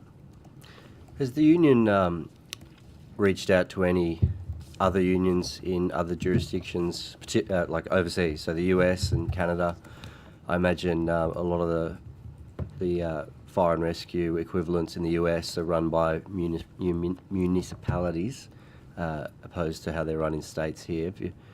Have you had any experience reaching out and getting some background from overseas as to how they've grappled with this problem? US laws are a little different, certainly a little bit more lax than what I would suggest than they are here. But certainly interstate, we've been doing work with Queensland, and we get, the lead on this really is Victoria, to be fair. They've, obviously the fiscal problem that they had massive problems down there, they've, I think, been out there front and centre on that. So there is some good information from other states. Yeah, I think the publicly available information from overseas really points back to presumptive legislation. That is a key component. There is also a lot of dialogue about PFAS being included in the manufacturing of PVC and turnout gear. That's another level of discussion, but it's evolving. And going back to our original point, the knowledge sharing around this space could be a lot better because there's plenty to learn. Yeah, thank you very much. Thank you. Questions from the opposition, Ms Aileen McDonald. Thank you, and I'm not sure who to address my question to. So, and I thank you, or you successfully advocated for PFAS blood testing, although it's been delayed. What and it follows on from the Honourable Taylor Martin's question. What can you do to make sure it happens? Because I believe we need that information in order to follow through with some of your recommendations there. So what is causing the delays, and what can New South Wales government do to expedite it? My understanding that there is obviously a cost to the testing, which we're not sure whether Fire Rescue has been given the budget to deliver on that. As I pointed out, our members are across the state, and there was a slight issue in finding a provider that could do across the state because it is quite specific testing around PFAS. But you're quite right, the information is necessary because when I think we looked at air service firefighters, they had a mass amount of testing done, and it was all the people pre-2012 did have a significantly higher level of PFAS in their body than post. And obviously that's becoming a very big problem for them. So, look, hopefully things are moving along, but certainly the Minister wouldn't mind opening his purse strings to get that money out to make sure that we're not robbing Peter to pay Paul on this one either, because unfortunately when you don't have enough money and you've got to pay for this over here, well then we lose something over there that's just as important. Yeah. I think we're being a little bit more sceptical too. We're talking about this on the backdrop of having won the PFAS testing regime last year in our award bargaining, in a 2023 award, having won consultation clauses in our 2023 award that are very important to us, and now we're in an arbitration process about our current award, and we're not going to sit here today in this committee and talk about wages, but consultation arrangements seem to be Fire Rescue's only interest in attacking in that arbitration. They want them out.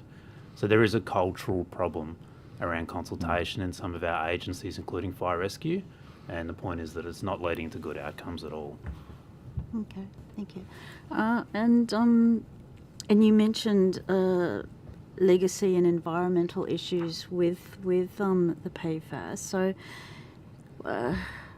how can we like the storage currently? How can we ensure that it is being stored properly, and then when disposing of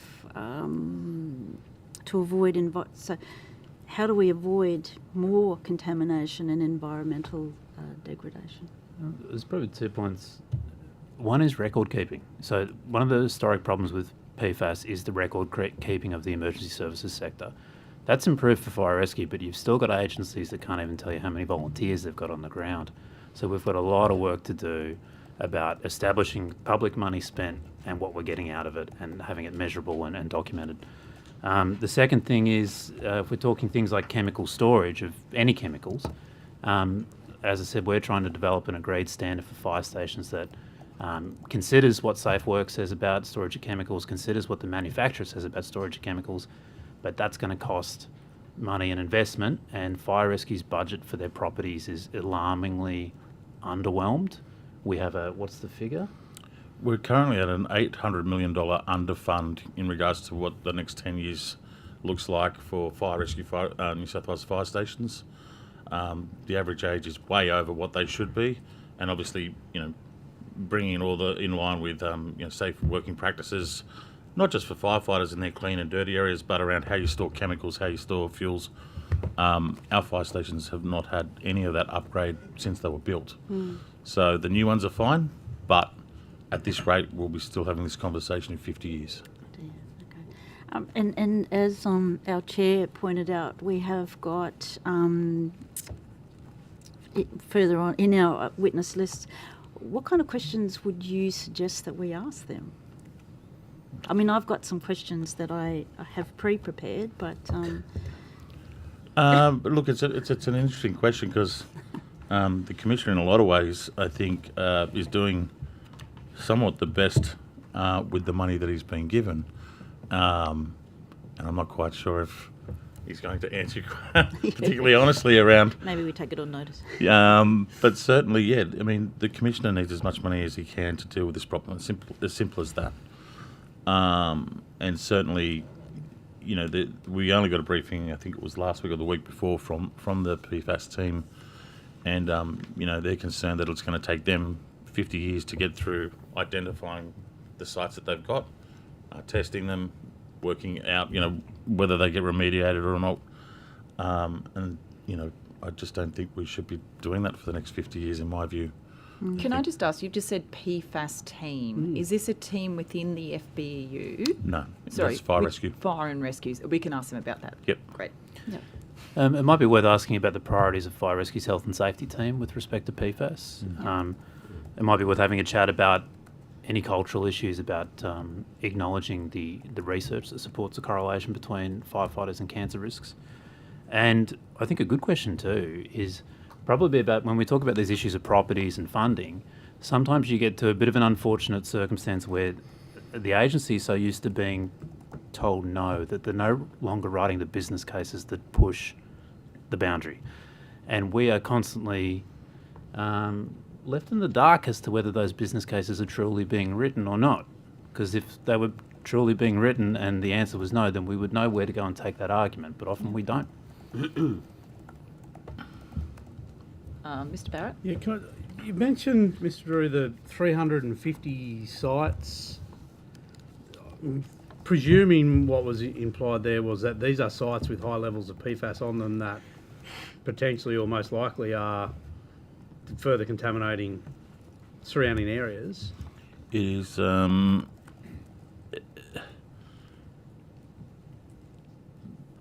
put it this way, there's 23 that are under active investigation right now. Number of those sites with limited or low priority, which means there's low exposure, is 6.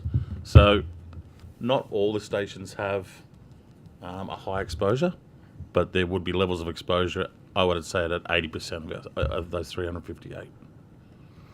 We just add to that one of the limitations of Fire Rescue's original scoping of which sites to prioritise is that it was limited to a very basic survey that looked like that. It asked questions of our membership about their historic use of PFAS.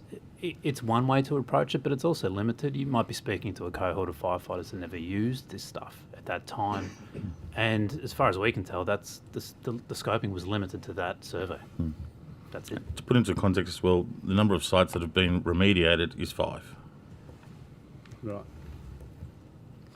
I can spend some more time on that, but I'll hand over to... Okay, questions from government members. Mr. Murphy. Yeah, Chair. I just wanted to come back to this issue about record keeping. And I think it's a really important point that you make, and just wanted to see if you could expand on it in terms of, you've highlighted the safety risk. We've got these new foams, new chemicals that are being used as effective substitutes for PFAS, and it may well be that in 10 years' time we discover that they're just as dangerous as PFAS. They've got carcinogens in them or something. What would be best practice in terms of that record keeping? Should we have a publicly available register that lists, every item that's used by location in each fire station, for example? Or One of the things that we're pushing for in our award is an exposure register. Part of that exposure register, we're talking about what was at the fire, which is obviously very hard to do. Whilst they're fighting it, it's generally done in the cleanup, and you go right. There was this chemicals in there, that blah blah blah. We're asking fire rescue to maintain a register of who attended those fires, what was what we think was in there, but obviously then what foams we used and what other things we used as well, because obviously down the track, again, the next foam might be the next PFAS. Again, they're fighting that. They think that's a bit too time intensive. What would be the point, so forth and so forth. So again, it probably comes down to a cost.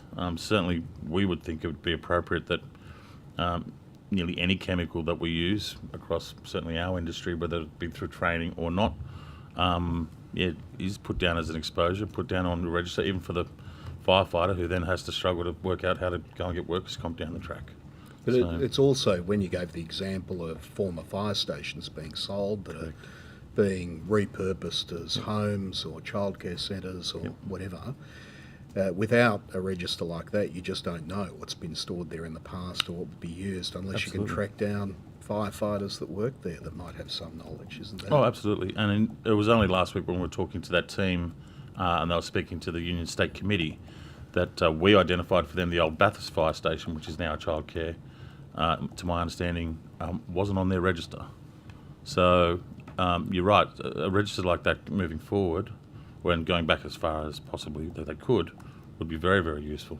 Would it be an important factor to have it as a publicly available register rather than something that might, just be contained within, government agency, fire and rescue or somewhere else? I'd have to think on it more broadly, but I wouldn't see why it wouldn't be open and transparent. We're in consultation with fire rescue at the moment around Lithgow Fire Station, and they've just purchased a block in Middle, and they're going to be bringing the fire stations together. But that block is reasonably contaminated with PFAS as well from mines rescue, because mines obviously did a lot of we're using a lot of foam as well. And so, there. I suppose my point to that is there's blocks on the market out there at the moment that people may or may not know if they've got PFAS on them or not. Yeah, and it's also, I'm coming at it from the perspective of not repeating the same mistake where you don't know what's out there. It's very difficult to go back and audit it and figure out who was exposed and where. So if we're using other chemicals that might pose the same risks, or because of trade secrets, we don't know exactly what the formula of it is, having that register now where it's gone will be useful to deal with that risk later if it emerges. Yeah, no, I totally agree, Mr. Murphy. Did you want to add around the retardant and how? Yeah, look, it's even the fire retardant that's being used in aerial firefighting, which is sort of a booming concept in Australia all of a sudden, which we've made reference to in our submission. We learn a lot through GIPPers, and that's about the only place we learn stuff. So 23 million litres of fire retardant was dropped through aerial firefighting by the RFS during the 1920s bushfire season. One drop included some issues of potential legal liability when that retardant was dropped on someone's organic farm.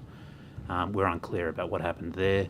But the only thing that's publicly available about the risks of that retardant is a very small statement from the New South Wales Health, and it's unclear. And there's a lot of work to do. We put an FOI into the Department of Defence, who organised some testing of this particular retardant that we've referenced in the submission called FOSCheck.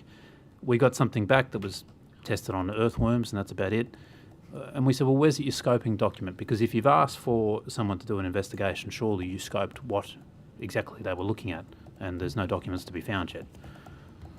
So I think we've got a lot of work to do in this space, and it all just comes back to the lessons learnt from PFAS. It's not enough just to remediate it, we need to have a look at all our government sector arrangements. And just as a last question, are there any other jurisdictions you're aware of that do have a best practice system for keeping registers from around the world? Is there any one country or one area that does it better than anybody else? I would suggest that most are doing it better than New South Wales, Mr Murphy, but to point one out, we'd have to look into that for you. Thanks. Okay. Questions from Mr. Thank you, Donnelly? Thanks, gentlemen, for coming along today. With respect to WorkSafe in New South Wales, and as you know, there's also the national body that deals with workplace issues involving all the states and territories. Where, if at all, do they or have they fitted into this whole issue of this matter with respect to fire brigade employees in New South Wales and around Australia, if you're able to answer that? I couldn't specifically say to this issue, unless you've got information, but I know we're talking about the regulators. Yeah, up until very recently, it's been very difficult to get Safe Work to address some issues within fire rescue, and that historically comes off the back of, well, you're a government department, why would we go after you? Now, our understanding under the current Minister, Sophie Cottis, is that attitude needs to change and will change, and hopefully that is true, because obviously, just because you're the government doesn't mean you're immune to being a crap boss, to be honest. And certainly some of the things that we see in the emergency services sector is probably worse than some of the worst building industries. So,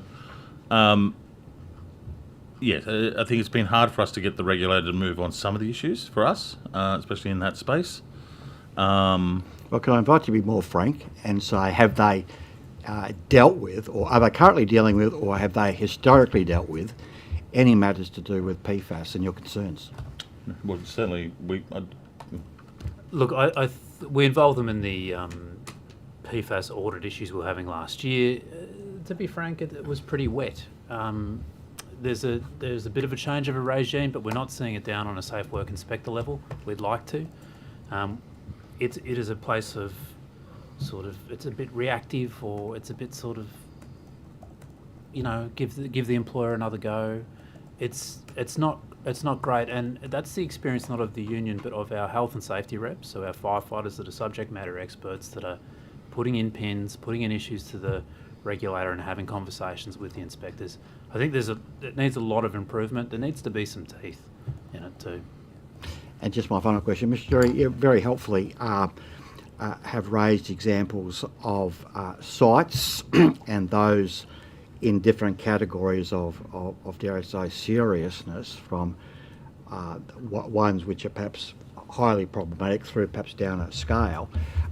Does that capture the universe of firefighting in New South Wales with respect to government or state government controlled sites? Or are there gaps in there? In other words, we don't even actually have an audit of the universe to actually know we're dealing with what we're dealing with is the actual boundaries of the problem. It's a very good question. And I suppose here's a rabbit hole for all of you to go down. Obviously, we did things at training sites, and we can specify those straight down to an address. That's where obviously the fire station was. But the operational side of things, that's what I'm particularly interested in. There are plenty of petrol tankers that have caught on fire. There are plenty of petrochemical fires that we've attended to as part of our work over the past 130 odd years, whatever it is fire rescue's been around for. I think specifically in the sites that are... I think you will see some of the stuff in the Blue Mountains around the Medlow Bath area is due to us attending incidents and pouring hundreds and hundreds of litres of PFAS foam, to put out an emergency. And I'll be fair to fire rescue. I don't think they're backing away from sticking their hand up and saying that's exactly what we did, because that's exactly what we had to do. So do we have a register of every one of those things? I'm particularly to know that, I would go back to Mr. could I Murphy's just- point around could I just data draw you- collection. Draw you back to the sites. I'm talking about the fire, dare I say, fire stations. You've dealt with the training facilities. Are the fire stations, in your view, being satisfactorily audited? No. No. So they're part of the 358. Yeah. No, that's good. Thank you. Yep. But again, going to those operational sites, Oh, yes. No, Yeah. I'm not dismissing those. that is probably an even bigger great unknown. Like Yep. Cameron Murphy's iPad's flashing very violently. You were just mentioning, Mr. Drury, what was happening decades ago when, for example, a petrol tanker accident and the crew had to put that out. So recognising now some of those PFAS chemicals aren't in the foam being used now, but you have also said, and I think we've expressed the same, that we don't know whether in a few years' time what's being used now is also potentially carcinogenic and not great to be released into the environment and what have you. How is it different to how that foam is contained and managed and the decisions made as to whether to use it or not, compared to obviously a few decades, free for all, obviously the videos that, people like up to their necks in the foam as stories I've heard, for fun, actually. But the difference now in terms of applying it at a site, is it more contained? Are the requirements as to whether to use it is stricter standards, or if there's a petrol tanker, you just go for hell for leather anyway and just spray whatever you need to and it's not contained? It's a hard question to answer, Ms. Fannin. Has training and operational guidelines improved? Yes, they have. As you can imagine, operational situational problems vary all the time. So if you've obviously got a petrol tanker alight on the M1 and you've only got one fire truck there, well, you're putting water and foam on it at the start to obviously minimise. You're not blocking drains. But if you've got 3 appliances there, well, then you can start blocking drains, start containing it.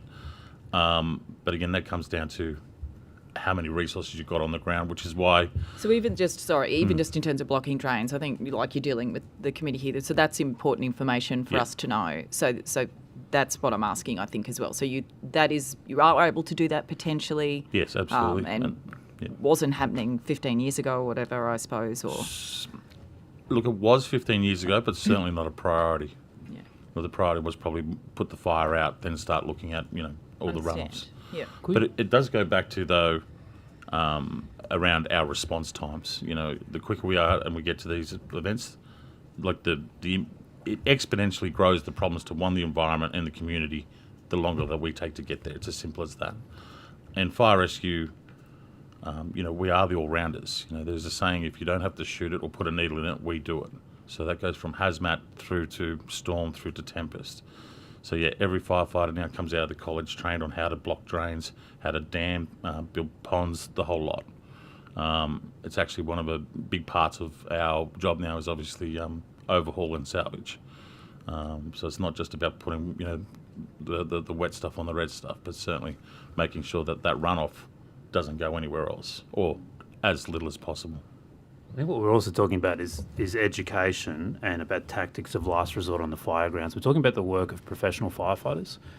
We've got circumstances right now where we've got a commitment for 600 new firefighters over 2 terms of government, which is important because they did not budge over a 10-year period, and we can't get them trained.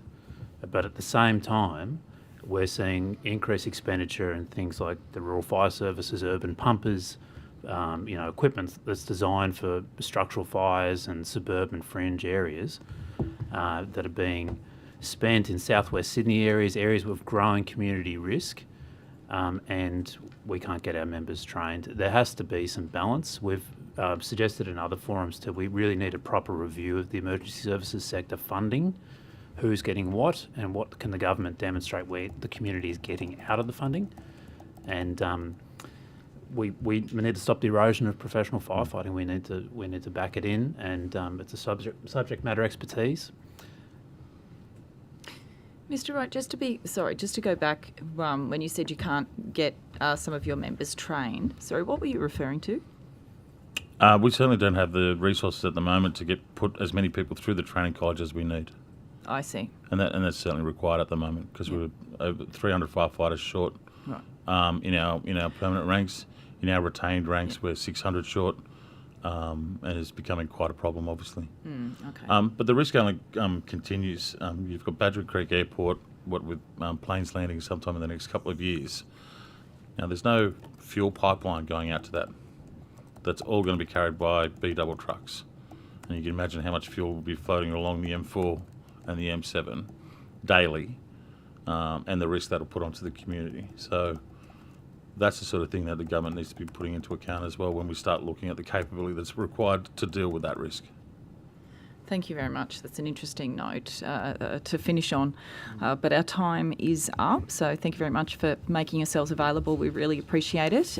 We'll be in touch if we have any further questions for you. Thanks again. Nice, thank you. Thank you. Thanks very much.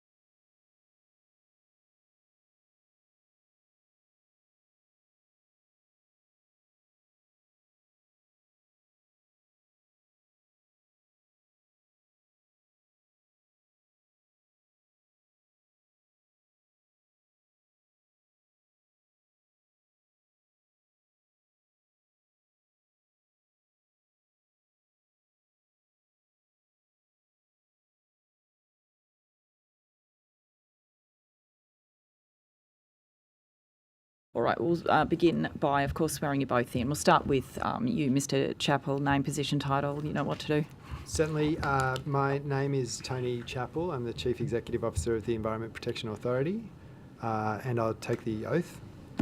I swear that the evidence now about to be given by me shall be the truth, the whole truth, and nothing but the truth, so help me God. Thanks so much. Mr. Beeman. Steve Beeman, Executive Director, Regulatory Practices and Services at the New South Wales Environment Protection Authority. I'll take the oath today. I swear that the evidence now about to be given by me shall be the truth, the whole truth, and nothing but the truth, so help me God. Thanks so much. Now, I assume you also have an opening statement. I do, if that's okay. Great. Thank you, Chair. Good morning. Before I begin, I want to acknowledge the traditional custodians of the land on which we gather, the Gadigal people, and extend my respect to their elders, past and present, and any Aboriginal or Torres Strait Islander people in the audience or on the committee.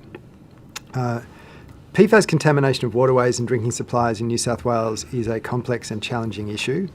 With this in mind, I'd like to start by providing some context on the role of the Environment Protection Authority and that we play in the New South Wales Government's response to PFAS contamination. Since 2016, the New South Wales Government has implemented a whole-of-government approach to investigate and provide the community with advice on legacy PFAS contamination. It involves taking a risk-based approach to identify potential risks using agreed national policies and standards, such as the National Environment Protection Movement of Controlled Waste Between States and Territories Measure 1998 and the National Water Quality Management Strategy, to name a few. When it comes to the EPA specifically, since 2016, we have delivered the largest PFAS investigation program in the country. This program is guided by Appendix B of the PFAS National Environment Management Plan version 2, which lists out the priority sectors for investigation. Through this program, we have systematically assessed more than 1,100 sites in New South Wales. We've identified 51 sites in New South Wales with significant PFAS contamination. This means they remain a high priority and require continued investigation, remediation, or monitoring. The EPA also advocates on behalf of the community impacted by significant pollution caused by the Commonwealth Government, such as that stemming from defence bases. To ensure that these risks are assessed and managed, we work as hard as possible, even though we do not have legislative power or jurisdiction to do so directly. When it comes to drinking water quality, that is the responsibility of New South Wales Health under the Public Health Act.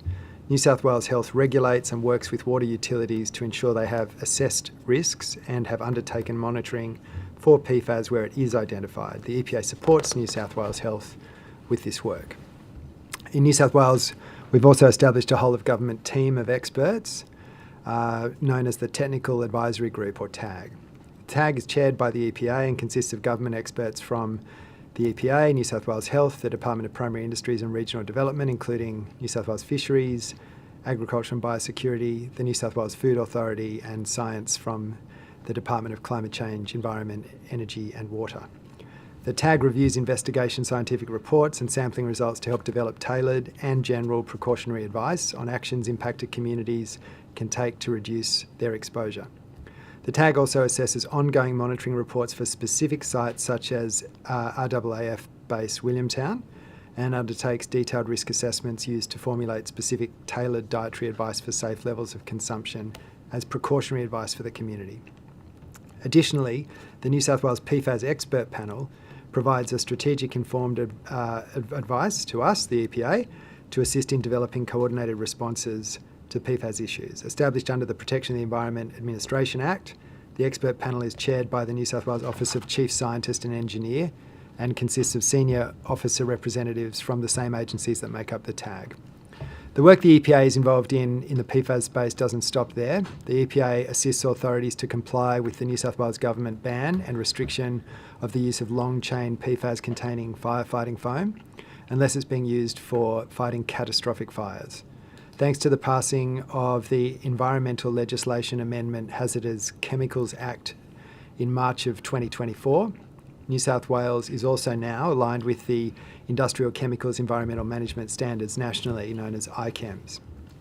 Under ICAMS, PFAS chemicals PFOA, PFOS and PFHXS will be prohibited from being imported, manufactured, exported or used in Australia from 1 July of next year. The EPA is also focusing on stopping PFAS from being included in everyday products and packaging, like compostable packaging, because of the risk to waste streams and other uses. This work includes guidance on how to test and report on PFAS in fibre-based food content packaging and how to find alternative materials. And earlier this year, in the paper Plastics Next Steps, the New South Wales Government and EPA proposed specific actions to remove dangerous chemicals from plastic products generally. Focus of EPA actions is on managing existing PFAS contaminated sites and preventing further contamination from occurring. The issue of PFAS contamination remains complex and the science is continuing to evolve. This is why the EPA continues to review and, when necessary, update the measures we are taking alongside other New South Wales and Commonwealth government agencies to ensure we protect the environment and human health from PFAS contamination. Thank you. Thank you.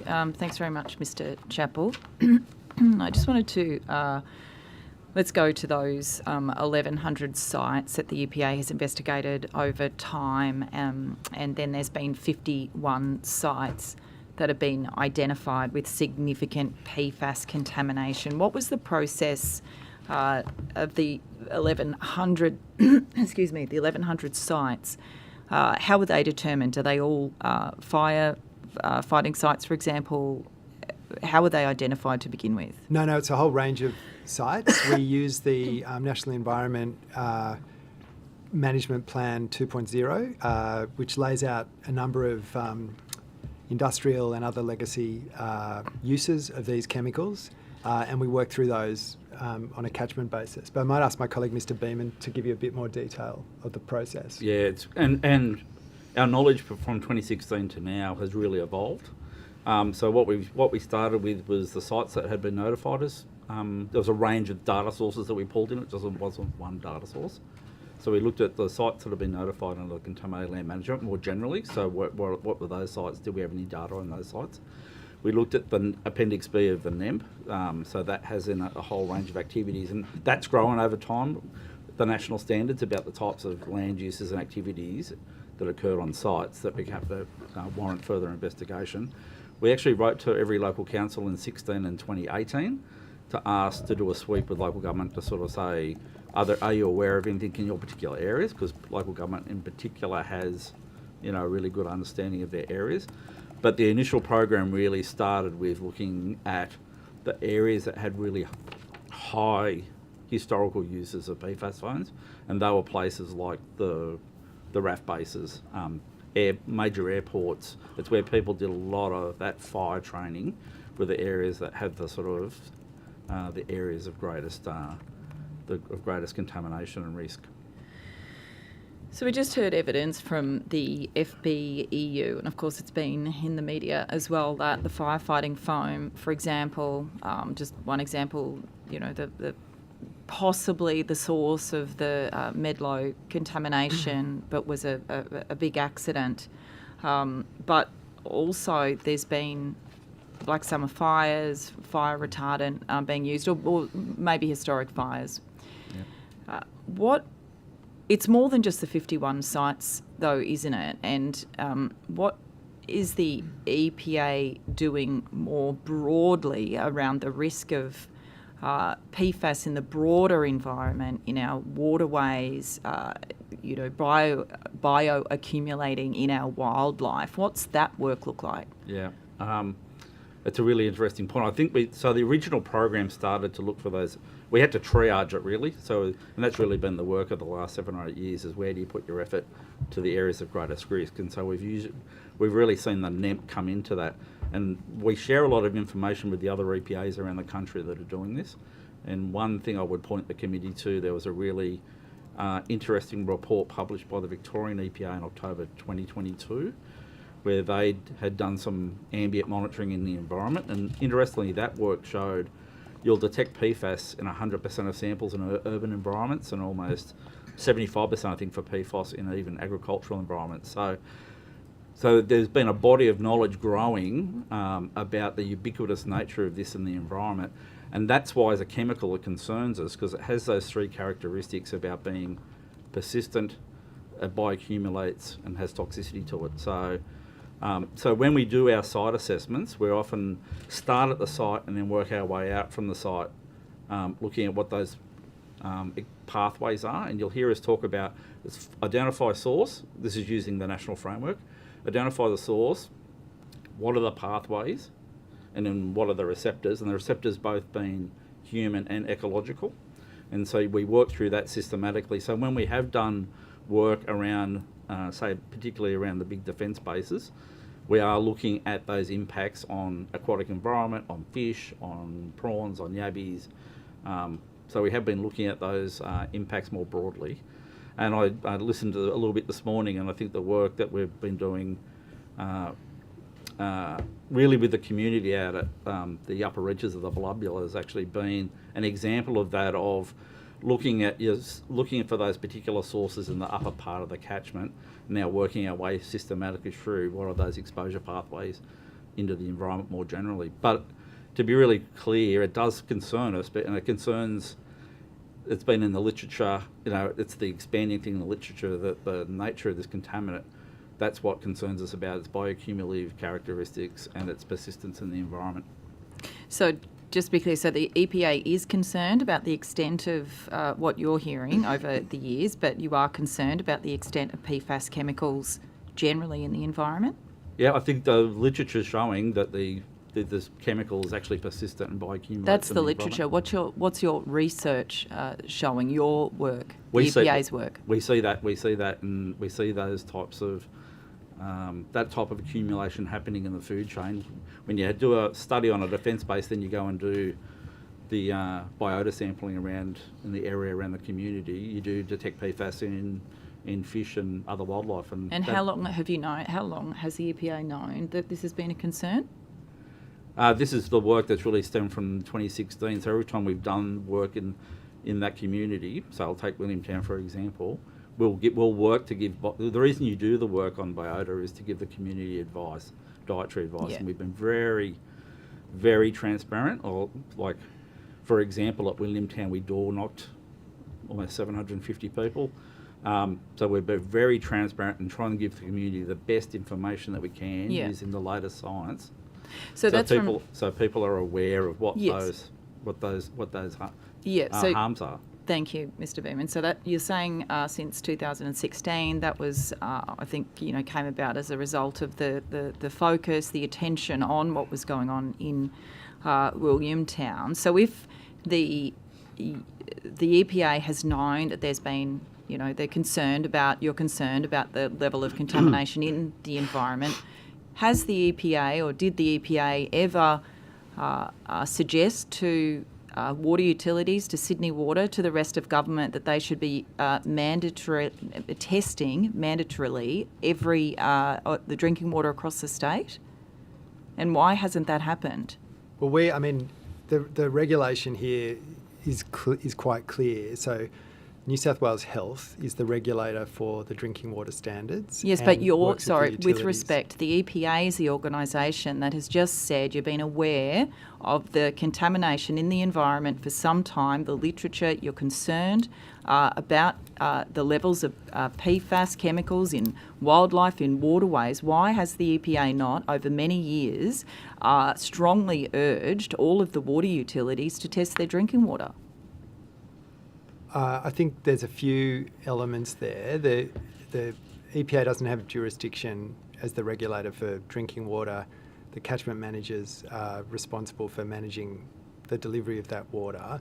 But there's, as I said in my statement, there's been a whole of government technical advisory group and expert panel chaired by the chief scientist. And it's important to acknowledge that the science on this issue has been evolving. It's evolved quite rapidly, and when the science shifts, we do shift. And we take as proactive a posture as possible.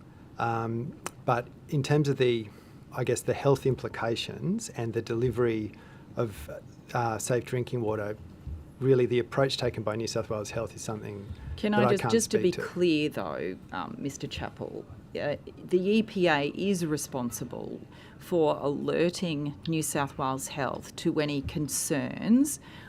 For example, if you find any contaminants in the air or the water, that surely at a certain point you do notify New South Wales Health. And I understand from communication I've received from an SO52, one example is the Belubula River detection that New South Wales Health were quite concerned that you didn't notify them of your test results and the concerning issue there for some time. So you are... New South Wales Health expects you to notify them. We do, and we do. Sure. We talk to health very, very regularly, but we rely on health for the environmental health advice and the health expertise and the evolving, understanding of the health implications of these kind of chemicals. So we partner very closely with health. I'm sure there are examples where perhaps our communication can improve, but we are in very regular communication, both at the senior official level through technical advisory groups, as I laid out, and just in our regular meetings with environmental health from New South Wales Health. I would also add we've been really clear with health, and they sit on the technical group, so we're part of this ongoing discussion all the time with health. It's pretty good. It's probably one of the agencies I talk to the most continually is New South Wales Health, and we've been very clear for a long time to say to them they should be guided by what's in the National Environment Management Plan, the NEM 2.0, so that Appendix B. And so the advice that they should give the water utilities is if there are those activities in the Appendix B occur in those drinking water catchments, then they need to do those risk assessments. So we have been really clear about with health what our expectations are. So there certainly hasn't been any radio silence. Well, so just to be clear, I'll throw to other members after this question. At no point before the issue, the fact that there was PFAS in our drinking water that was discovered by citizen scientists, if you like, and the Sydney Morning Herald investigation by Carrie Fellner, at no time before then, since 2016, did the EPA think it was necessary to suggest that drinking water across the state should be tested for PFAS based on what you knew about PFAS in the environment? I think the other way to say that is we've been really clear with health to say they should be guided by the national principles, and they should... By the national principles, not by what you know is in the environment as the EPA, that you know that PFAS is in the waterways. It's in wildlife. You've Yeah. admitted that, Mr. Beeman, but Yeah. you're now saying that New South Wales Health should just refer to the principles at the national level, No. not the evidence. So we've directed them to what the activities are that are specified in the national guidelines, that they need to do those risk assessments in those the local water authorities or the state water bodies need to do those assessments. And that there's a long list. If you refer to Appendix B, it's things like landfills. It's all the sources. Firefighting grounds. But at manufacturing no point sites. did you tell them, the EPA never told that you're the EPA. No, I You're don't think the that's environment- I don't think that's No. fair or accurate, Chair. With respect, that New South Wales Health and the EPA have been in regular discussion about this issue since 2016 in a technical capacity and in an operational and strategic capacity. The regulator for drinking water quality is New South Wales Health, and they choose the regulatory posture they take. It's obviously informed by advice from a series of agencies. Okay, we'll go to questions from the opposition. Mr. Barrett. Sure, I'll kick off. Mr. Chubbell, you mentioned 1,100 sites that have been tested. Is that finished now, or is there testing ongoing? How many are testing every year? No, it's certainly ongoing, and it's based on the latest state of knowledge. So I think earlier this year, Mullumbimby Fire Station was a site that Fire and Rescue detected PFAS in the groundwater. EPA worked with Fire and Rescue. We door-knocked the surrounding community. When we do that, what we're seeking to do is understand if people are using groundwater or if there's a pathway. As my colleague Mr. Beeman said, we look at the source, the pathway, and then the receptor. So, for example, some people might have an unauthorised water extraction system, or they might be using groundwater on their own vegetables.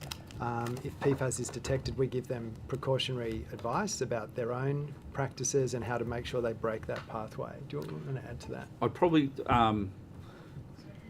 point the committee to, there's a national standard approach about how you go about this type of work, and it's called the Assessment of Site Contamination, NEPM, National Environment Protection Measure, so we follow that.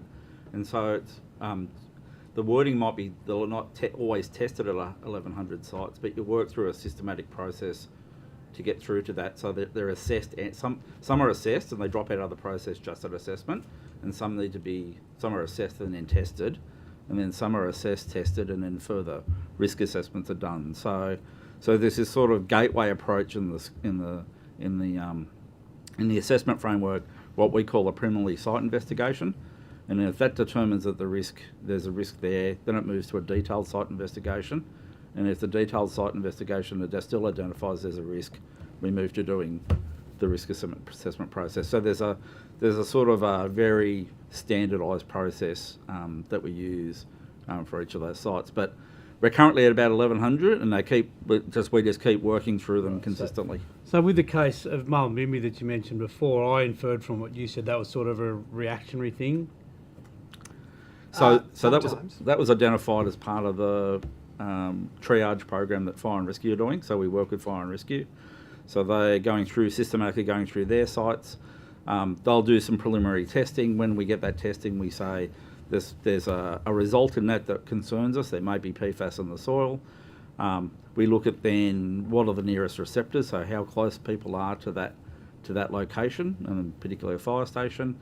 I think in that case, we went and door knocked the 80 residents that live around that site, and then we're asking them then when we do that, what's your water usage? Are you using groundwater to water your plants, and we offer people, and at that stage we offer people, the community, free testing of their water and their soil. So is there an automatic, if something's going to be taken off the books of Fire and Rescue and sold, is there an automatic, does that need to be tested before it's moved on? As an identified high risk or potential high risk. If they're selling, site. if they're selling a site. You mean selling Yeah. a fire? If they're property selling owned a by fire Fire and station, Rescue? Yeah. would there be automatic testing done before it's handed away from That's off government hands? Yeah, it's a good question. We probably can't answer what Fire and Rescue do. I mean, there are obligations to declare sites or notify sites if they are contaminated, and that's the program I think Fire and Rescue's been working through all of their sites. I'm just not familiar with how they approach the sale of their properties. So in the last session, we heard of possibly 350 sites that hadn't been tested that were of concern. Is that concerning for you to hear that, or is that what you're moving through at the moment as far as your testing regime? Yeah, I think that. So what we've worked with Fire and Rescue is a triage system for them to bring. They clearly can't do all 358 in one go. Yeah. And it'll take a little bit of time to work through. So we've got a triage approach with them, and we start with the highest ones, and the highest ones is where there's been regular and consistent training with foam, and then you sort of work your way through, and we're just doing it in a systematic way, just categorising them into low risk and high risk and working our way through. And then you're confident with that assessment process? Yes. Okay, thank you. Thanks. Questions from government members? thank you, Mr. Chair. Donnelly. And thanks very much for coming along, and thank you for the submission. Could I just take you to page 10 of the submission, please? The government submission? Yes, please, yes, the whole of government submission. Specifically 2.1.3, the PFAS expert panel, in conjunction with 2.1.4, the New South Wales Technical Advisory Group, which just goes over to the page. So those two parts here. On the matter of enhancing or improving or expanding the matter of water testing, is that or has that been placed onto the agenda in light of the emerging thinking? I take the point that if we use 2016 as a date and look forward from there, the proactive work that's being done, is the issue of more water testing, more systematic water testing on the agenda and being discussed? Look, I mean, we can give maybe a more detailed answer. I'll throw to my colleague in a moment, but I understand around 2019 there was a quite extensive discussion and analysis of the regulatory approach and methodology that Health used that was shared with the committee, and it's been really I think a matter of regular engagement through those forums since then. And the answer is, the last meeting of the panel was October, and not unsurprisingly, one of the things we talked about was the recent release by the National Health and Medical Research Council of the new proposed standards that have been released for consultation. And again, you've got all the experts in the room having that discussion. So the answer to that question is yes. So we're looking at what the science is coming out of around the world and out of the US and Europe. That's used to inform what the standards are that we operate under an intergovernmental agreement. So with all the states and jurisdictions agreeing, and that's where organisations like NHealth and the NHMRC actually they all have the health science experts, so they analyse the data, and that's where it sort of that draft that was put out actually got a really sort of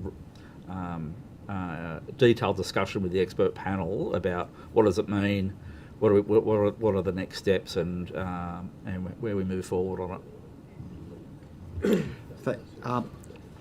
I'm wondering if, just with respect to the New South Wales Technical Advisory Group, I'm wondering, are you able to just elucidate a bit more about what it actually does? Sure. Yeah, so... and how it operates? Yeah. EPA chairs that one. It's got all the technical experts. I would say that's the group where the rubber hits the road. It's the engine room of the whole PFAS program, really. So I'll use the Fire and New South Wales Fire and Rescue as an example. Is they would organise for a consultant to a technical report.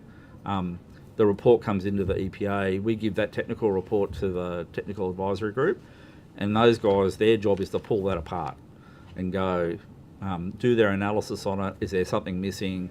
Have they corrected the right data? Have they analysed it against the right laboratory standards? Is the findings of that report robust? So they're the real engine room of giving that whole government perspective on the data that's coming through. We often use it so when we're doing our own work to take the work. So the work that we're doing, say out at the Belubula, when we package that up, we'll take that to the expert panel because it often has a range of impacts. So you might want to look at what the livestock impacts are, might be on livestock, or what the impacts might be on recreational fishing, so people consuming fish. And so you want those agencies from DPIRD, fisheries and biosecurity to be part of that technical discussion. And we often use some of those technical experts, and I'll use my colleagues in fisheries, that we'll actually engage with them to go and collect the fish for us so we can get it tested at the lab. So that technical advisory group is really where there's a really strong whole of government collaboration, looking at the data, and then where they need to, feeding that back up to the EPA. Just my next question is a technical one. You might need to take it on notice for the answer, because you may not have the details before you. But the argument over, if we take, for example, and this is sort of in the vernacular with respect to, say, lead, there is no safe level of lead, and that's dare I say, a community view, and it's manifested through obviously the historic information we now have with respect to that metal. There is a view, or perhaps a view, that with respect to the PFAS family of chemicals, which we've learnt this morning, or I have, that from evidence that there's over potentially 14,000 of those, to say nothing about the precursors of those over 14,000 subsets of the PFAS family of chemicals. This issue of taking there is no safe level or, in other words, zero tolerance with respect to PFAS. How is that dealt with within an organisation like yourselves, where the science is rolling and moving forward, the way in which the issues are being addressed, are being looked at, and improving the regulation? How does one manage that sort of call for zero tolerance, no level as safe level? I'll ask my colleague maybe to add to this.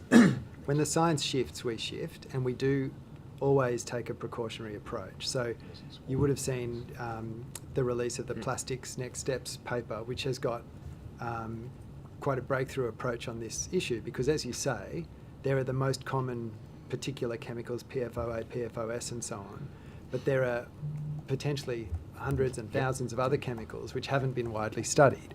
And so the strong advocacy from our agency, and you've seen this endorsed by government in the proposal for the plastics reform, is that we not just have a sort of a blacklist of chemicals that cannot be used, that are prohibited, but for things like packaging and plastic, we have a green list where we know the chemistry, we understand it well, it's demonstrably not in this sort of persistent bioaccumulative category, and we give that advice and regulate to that standard. So that's a real quantum shift or a step change in regulation, and it's really designed to help us eradicate the sources of these chemicals, because they have been prolific since the 1950s in clothing, in cosmetics, in obviously in firefighting foams and other chemicals, but we need to ensure we're taking them out of the system and replacing them with safe chemistry. So that's really the approach we take. But do you want to add to that, Steve? I'll start generally with just contaminants. Yeah. Thank you. This is really the challenge for all of us around risk communication with the community, because we don't live in a zero harm environment, like there is harms everywhere. So the risk posed to people in the environment is based on three factors. It's the toxicity of the specific contaminant, it's how receptors are exposed to it, and the frequency and duration of exposure. So it's like a bit like UV radiation. So if you take that as a contaminant, and how do you minimise your exposure to it? You get out of the sun, sunblock hats, whatever. And so that's the real sort of the technical basis that you try and build the sort of risk framework around chemicals and contaminant management. And you could insert lead or a whole bunch of other things. you'll hear you'll heard us probably this morning talk a little bit about the intergovernmental agreement. We really, as all the states agreed that they'd all move together in this, I think in 2018 we'd move all together consistently. So each state wasn't making up its own rules. This is on the PFAS? On PFAS, Yeah. on PFAS. And I would direct the maybe the committee to have a look at, it's called it's Food Standards Australia and New Zealand. I actually just know it as FSANZ. FSANZ, yeah. So FSANZ have published, and so the way that they do this is they can actually calculate, they get the scientific literature is predominantly around laboratory rats and PFAS exposure. They then do whatever magic they do to extrapolate that to a sort of human value, and you can actually work out what we call a tolerable daily intake. And this is where it gets really interesting. So PFAS and for PFAS, for PFAS generally, all types of it, they work out how many micrograms per kilogram by body weight per day. So you can actually work out how much before you get what they think's a unacceptable effect. And so all of our work stems off that that tolerable daily intake. And if you get to look at the NHMRC consultation paper, they run through the calculation about how they've come up with the new numbers, and that's the approach that they use. So there is, and I completely understand it from the community's perspective, where they hear something, everything's a harm. Like when I get taught at uni, milk's a harm to the environment. Just if you pour it into a creek, you're going to kill everything in it. So everything has a toxicity if you put too much of it, or it has a high concentration. And so this is about minimising. The advice we're really about providing is how do people practically minimise their exposure to all contaminants, including PFAS. And that's the advice when we're giving tailored advice on those 1,100 sites. It's about precautionary dietary advice based on these values that will ensure anybody, even if they're doing it every day, stays below those sort of thresholds, where the health advice says the impact needs to be kept below that level. That's very helpful, thank you. Yeah, what that practically might look like, I'm just recalling one, it might be the Hawkesbury, where we've done testing of, or fish had been tested in the Hawkesbury, and then we can say to people, you can't eat so many serves of fish. An adult can eat so many serves of fish per week, a child can eat so many serves of fish per week, and we use that mathematical formula to do that calculation. Okay, no, that's very helpful, thank you. Can I go back to the issue of the testing of wildlife?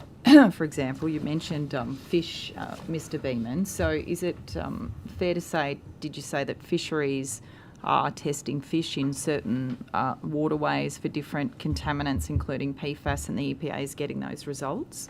We often commission fisheries to collect those samples for us, because they're the experts at catching them. And they do it through their own ethical sort of, research requirements, and they'll deliver the samples to us. Okay, Sorry, can I just add one more thing?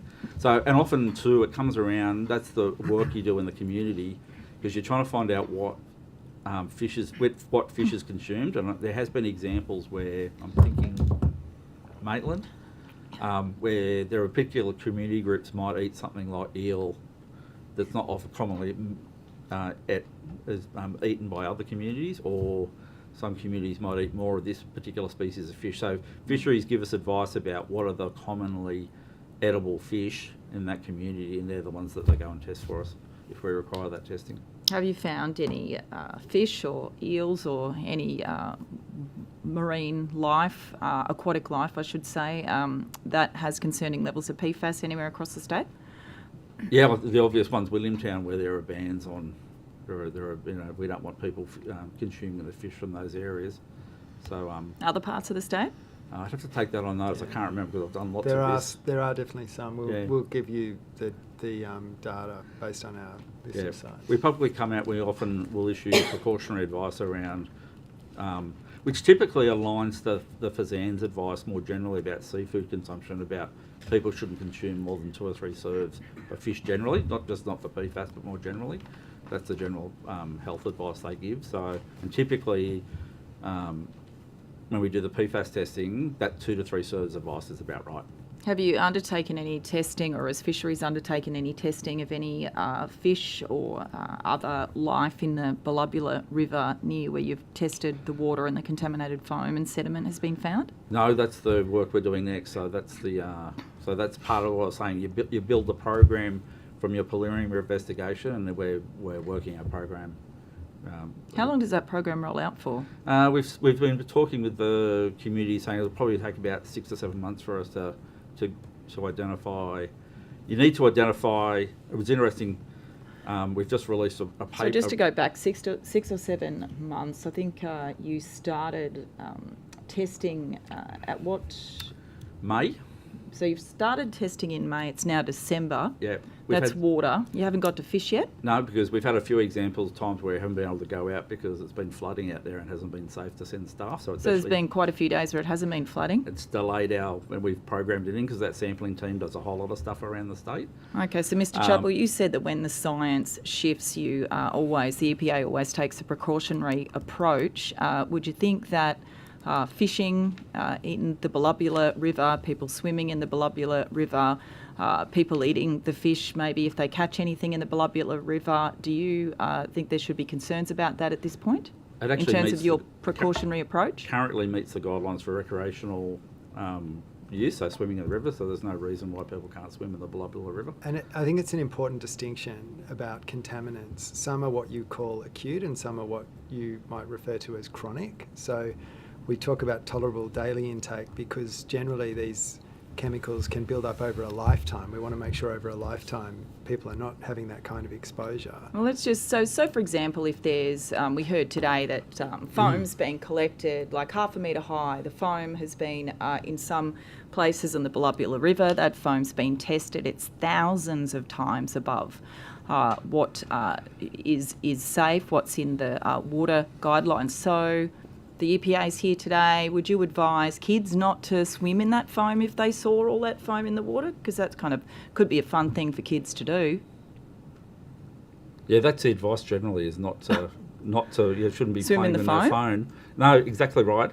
So we've sampled the foam, and we're doing work on what that foam, the chemistry around foam creation and then PFAS actate is not simple. It's really complex, and even there's research still coming out of the States.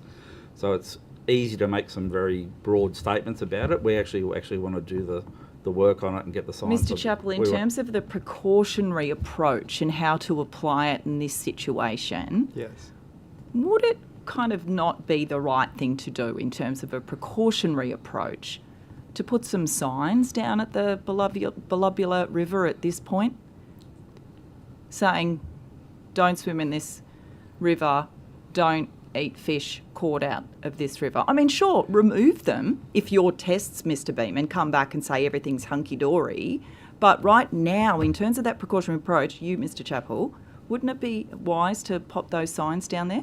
I just think that's conflating a few different risks, that the testing that we are doing there will give us a detailed picture of the risk. We've seen back to the precautionary principle thing. The precautionary principle says that in the absence of full scientific certainty, that the absence of that certainty should not be an impediment to taking cost-effective action to manage a risk.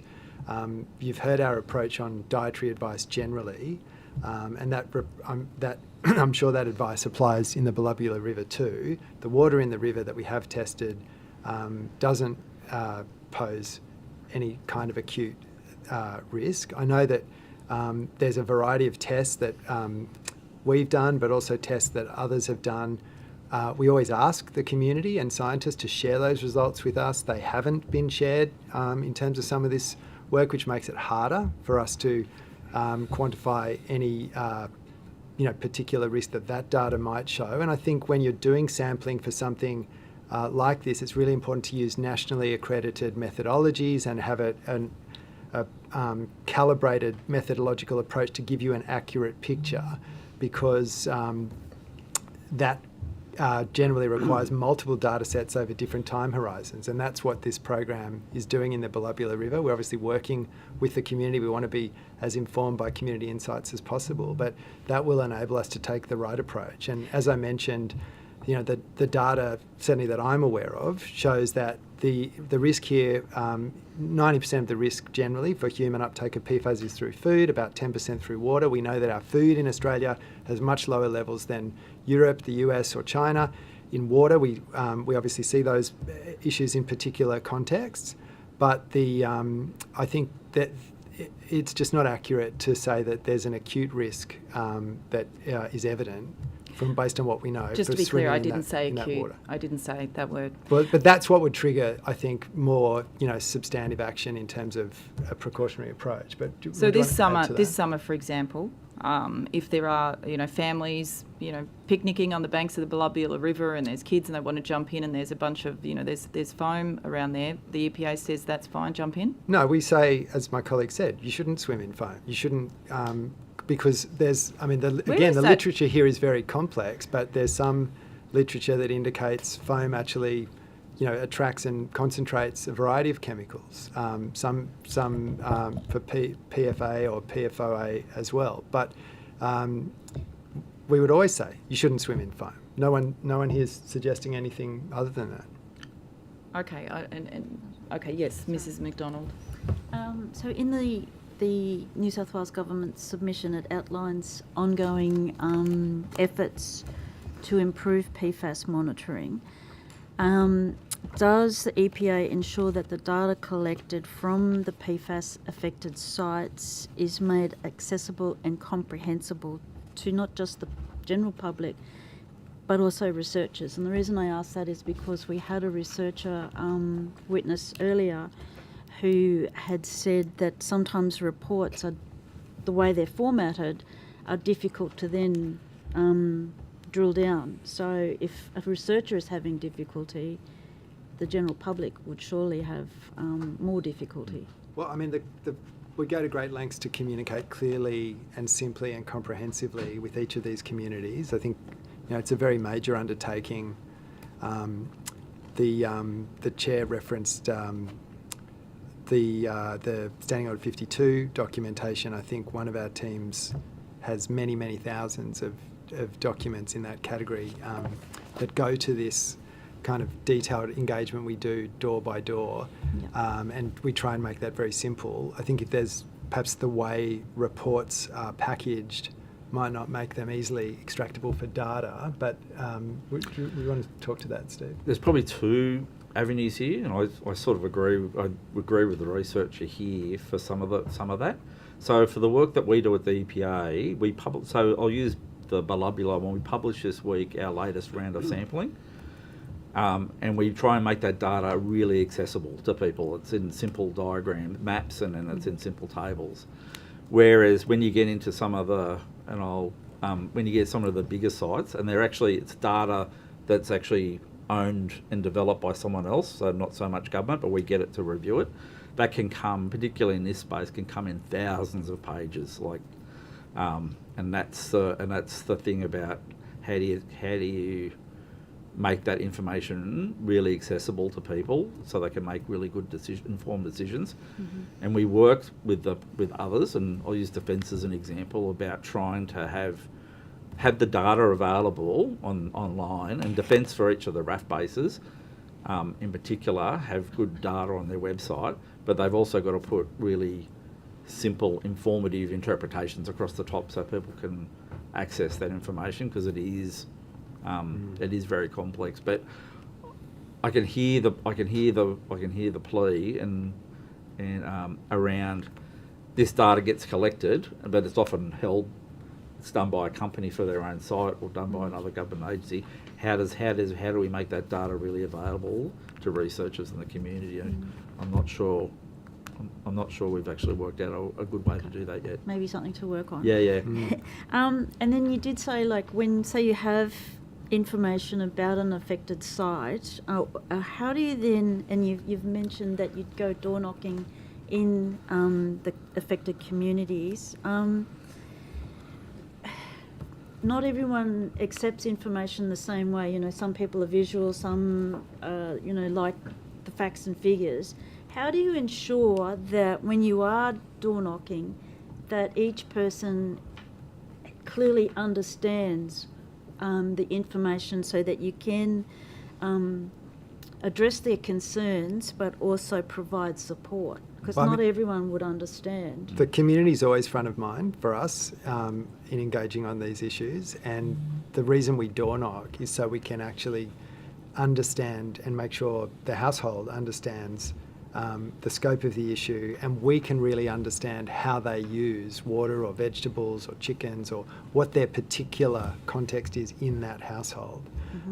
We have a lot of work we do on building meaningful engagement and relationship with Aboriginal people, for example, when we engage with communities that might not have an English-speaking background. We have fact sheets and other things in other languages. We can make sure we are doing whatever's required to have the right communication so that we're confident the person has understood the issue and then shared with us how they, in their own context on their property, they use water, or they use what do they eat that they grow, or what do they catch, fish, or how does that work in their life, and then we can give them precautionary advice about breaking those pathways. Yeah. Do you want to add anything? No, to that's... Okay. And you also mentioned you have a triage system. So when you're working with, say, agencies such as Fire Rescue New South Wales and, say, Water New South Wales and other agencies, to identify, monitor and mitigate PFAS, how, can you talk me through that triage system? Yeah, so we'd be looking at what was the historical use at the site, like were they using lots and lots of materials, or is it just a one-off? So I think the initial sites we've particularly done with fire and rescue have been about fire training grounds, so it's where they use it a they've lot. used it. Yeah, they'd set a car on fire and everyone would turn out and do their training about how to put that motor vehicle or a house fire out. And then they're going through their own records going, did they have a particular event? How did they clean out their hoses when they came back from a job? And so we're just working through sort of systematically with them, almost by what was the quantity used on each site, because that's really, because it's about the volume of PFAS that often gets left in the soil. Yeah. And the terrible thing about PFAS is it's water soluble. It actually then moves once it's in the soil. Yeah. It actually can move a long way and move quickly. So do you send something out to the organisations with those questions, and then that will then identify which ones you go to first? Yeah, no, we've worked with the fire agencies around together about what that triage might look like, and sort of let's agree the method.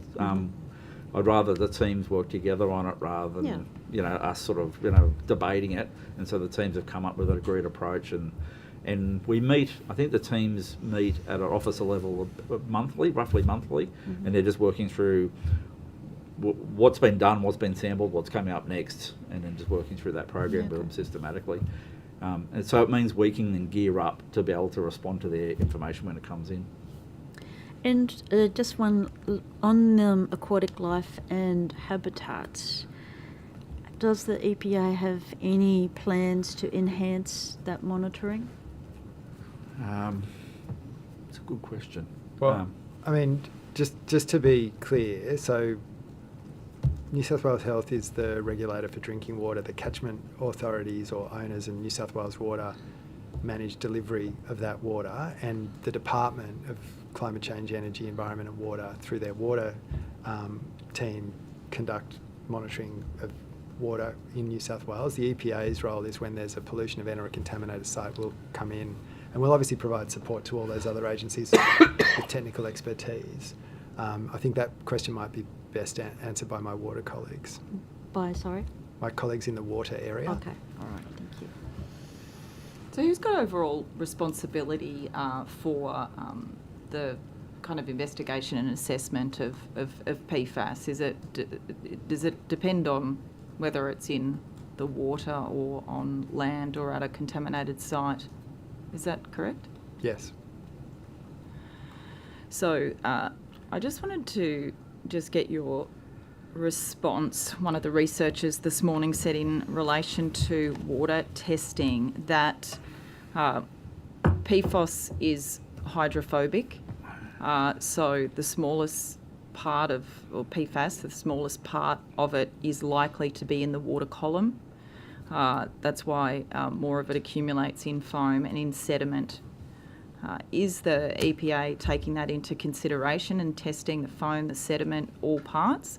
Or is what you're reporting, for example, in the Blubular River, just the water column tests? So we're working on a whole bunch of the sampling media. So we do the three common suites of PFOS, PFOA, and PFXHS. So we don't just pick one; we look at all three, and then we're looking as part of this program because you need to work out where to put your sampling effort, and that's what the sampling thing's done to date. I think if we hadn't gone upstream of Flyers Creek along the Blubular, we would have missed a whole story that's probably going to play out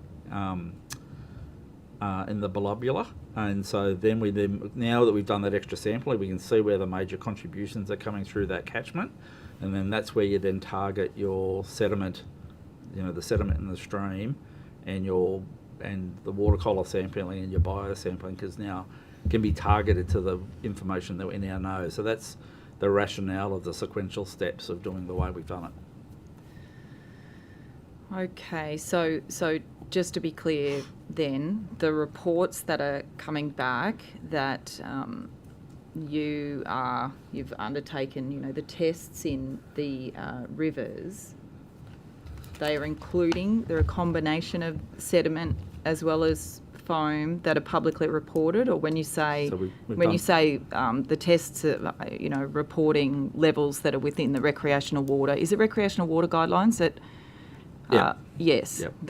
The levels are within that. Is that a combination of all of them, or is that just the water? That's the water, because that's your exposure bit, is the water. So you've got to compare the water to the water guidelines and the sediment to the NEMP guidelines. So when you're saying it's the exposure bit, exposure in what way?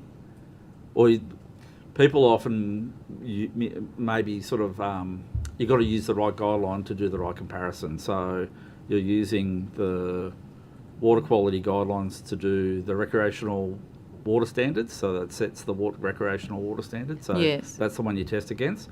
But if you want to know the ecological limits, which are different again, because it's a biocumulative, you look to another set of standards. So there are different standards for the reason for your testing. But I think the answer to your question is we've done the water quality testing, both at the surface and down the water column, and now we're moving towards what we'll do next is soil testing, and we'll also probably look at doing some biota testing. Based on the ecological water guidelines, because that part or that area of the Blubular River, or perhaps the whole Blubular River, is a particular threatened ecosystem, or explain to me what that is. It's a protected ecosystem. Further downstream, yeah. That's right, further downstream. So you've tested water against those ecological guidelines, have you? Yeah, the ecological guideline limit is actually at the limit of laboratory detection. So is that concerning for this threatened ecosystem then, what you're actually finding when you compare it to the ecological guidelines? I think we're always concerned where there's PFAS in water, and what we're using the 99th percentile protective number, and that's the number everyone's agreed to nationally for ecological protection. And the reason is because we all know PFAS, we now know PFAS it bioaccumulates, and yes, and so animals that live in the water are more susceptible to bioaccumulation because they're in that medium all the time. On the 29th of August, budget estimates, you said you were continuing to find the source of that contamination. How's that going, including possible links to Cadia? What more have you done since the 29th of August to find out that source? There was more sampling done, I think it's in October, when we've released a report today. So you need to do sampling for this, not just a one-off sampling exercise. It needs to be over a period of time. That's why it takes a few months. And it actually needs to be spatial. You need to look through the catchment. And what the report we released this week showed, that the concentrations are higher upstream of the river, but upstream of the Blubberly River, than they are where the two creeks come down from the Cadia mine. It's actually higher upstream, which is made us go and look upstream. And what we've identified upstream is we've got the township of Blaney. So we often find where there are people, you'll find PFAS. And so we've got a landfill in Blaney, a former abattoir, a major composter, and we've sampled upstream and downstream of all those facilities. So you can have a very low level upstream and a higher level of PFAS downstream. And so that's the work we're doing now with the operators of those facilities to look at how are they contributing that PFAS load to the river. Okay, all right, thank you. We are out of time. Thank you so much for appearing. We have a few more hearings in February next year at least, so this may not be the last time you appear before this committee, just to be warned about that. But thank you so much for appearing, and the committee will be in touch if we have any supplementary questions for you. Thanks very much. Thanks so much. The committee will now break for a 45-minute lunch. We'll be back at 1:15. Thanks.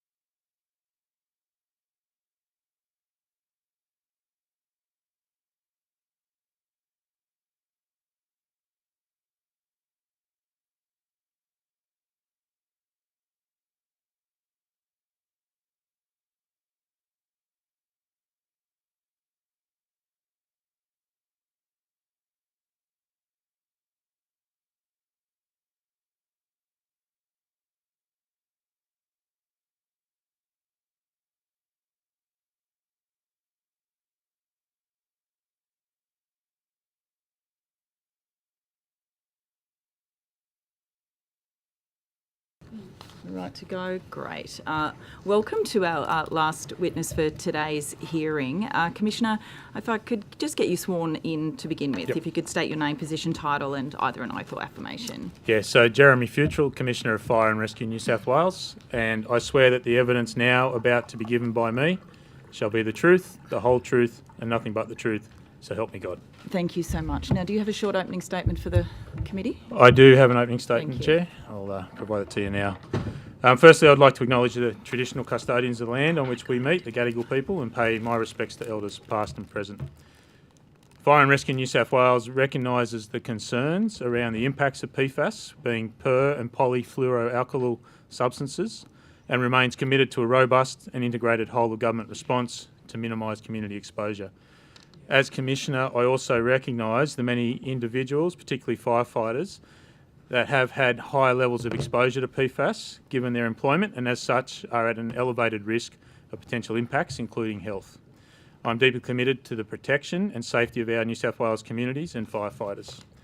Fire and Rescue New South Wales ceased using aqueous film forming foams, or AFFF, containing PFOS and PFOA as active ingredients in 2007 and does not use any firefighting foams containing PFAS. And we've had our current foams independently certified to confirm that. Fire and Rescue New South Wales Fire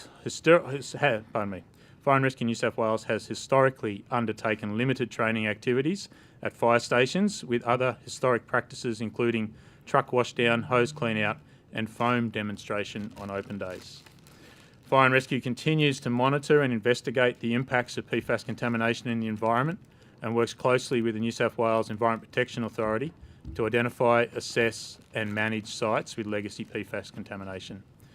We are guided by the PFAS National Environmental Management Plan, the Australian Government Department of Health and the National Environmental Health Standing Committee's advice on PFAS and are committed to being informed by robust advice in our response to PFAS contamination. We've taken an integrated government approach to dealing with this issue and we conduct our PFAS investigations in close consultation with the New South Wales EPA, which oversees our PFAS program. We also work closely with the New South Wales Rural Fire Service and chair a working group with members from other Australian and New Zealand fire and emergency services to share experiences, resources and approaches to PFAS management for consideration in all programs.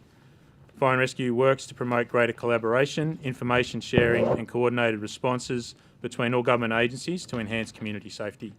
We have a dedicated PFAS project team and a governance structure in place via an internal working group to assess risks and implement mitigation strategies. Progress is monitored by our Audit and Risk Committee, which includes 3 independent members and is established in accordance with Treasury policies to provide independent assistance and assurance by monitoring and reviewing and providing advice about government processes, risk management, internal control frameworks and external accountability obligations. Fire and Rescue regularly engages with industry and relevant associations to stay across remedial technologies and facilitate trials for new technologies.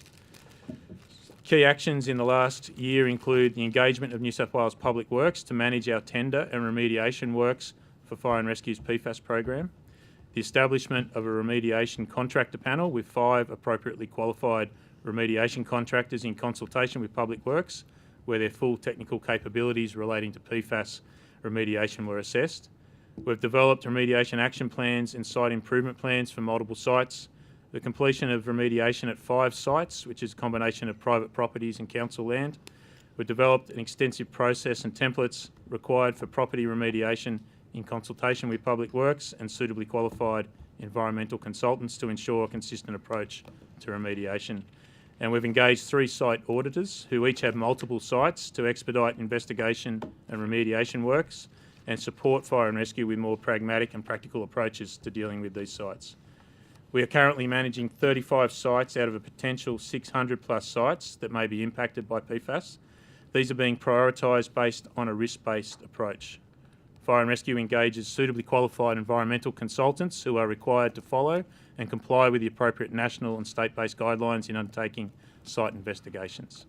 Results into our investigations are provided to the New South Wales EPA or the accredited site auditor, which reviews the information and provides recommendations in relation to the requirements for monitoring and mitigation of contamination to impacted environments and ecological receptors. Fire and Rescue's PFAS investigations are focused on its training sites, current and former fire stations and off-site properties, primarily where PFAS has migrated through surface and or groundwater from a Fire and Rescue New South Wales site. We prioritise investigations where there are potentially complete exposure pathways and sensitive land use, such as schools. On-site risks for sites tested to date from a human health perspective have been deemed low and acceptable based on their commercial and industrial land use categorisation.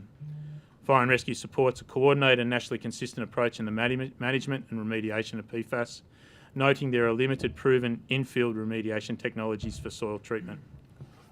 We continue to prioritise our current funding where possible to resource our PFAS program and seek increased investment to expedite site investigations and remediation works.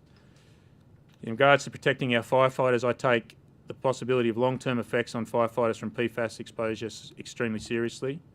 The Workers' Compensation Legislation Amendment, Firefighters Act 2018, enables eligible firefighters diagnosed with any of 12 specific primary cancers and who meet minimum periods of service to automatically be presumed to have developed the cancer because of their firefighting work. We will continue to work with the Fire Brigade Employees Union and other government agencies, including ICARE and the State Insurance Regulatory Authority, on achieving the best possible outcomes for our firefighters. Fire and Rescue New South Wales is monitoring and supporting current and former firefighters diagnosed with a range of cancers, irrespective of their cause, through a holistic program, and we support the right of firefighters diagnosed with prescribed cancer types to seek workers' compensation. Further, Fire and Rescue is actively involved in working groups with unions and other emergency services as part of a federally funded research program and longitudinal study currently being undertaken by Monash University in Melbourne. We are also collaborating with the Fire Brigade Employees Union regarding a comprehensive revised health screening program that includes PFAS testing. Procurement for a testing provider is currently in the final stages, with testing to commence in the first quarter of 2025. And Fire and Rescue has undertaken extensive efforts to ensure that legacy firefighting foams that contain PFAS have been removed from our sites and disposed of in an appropriate manner.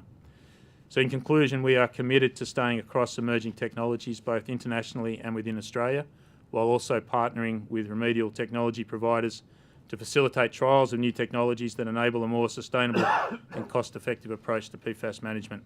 Further, we will continue to assist other agencies and authorities with their PFAS investigations, including the provision of incident reports, assessments and interviews with staff to better inform decision-making around PFAS management.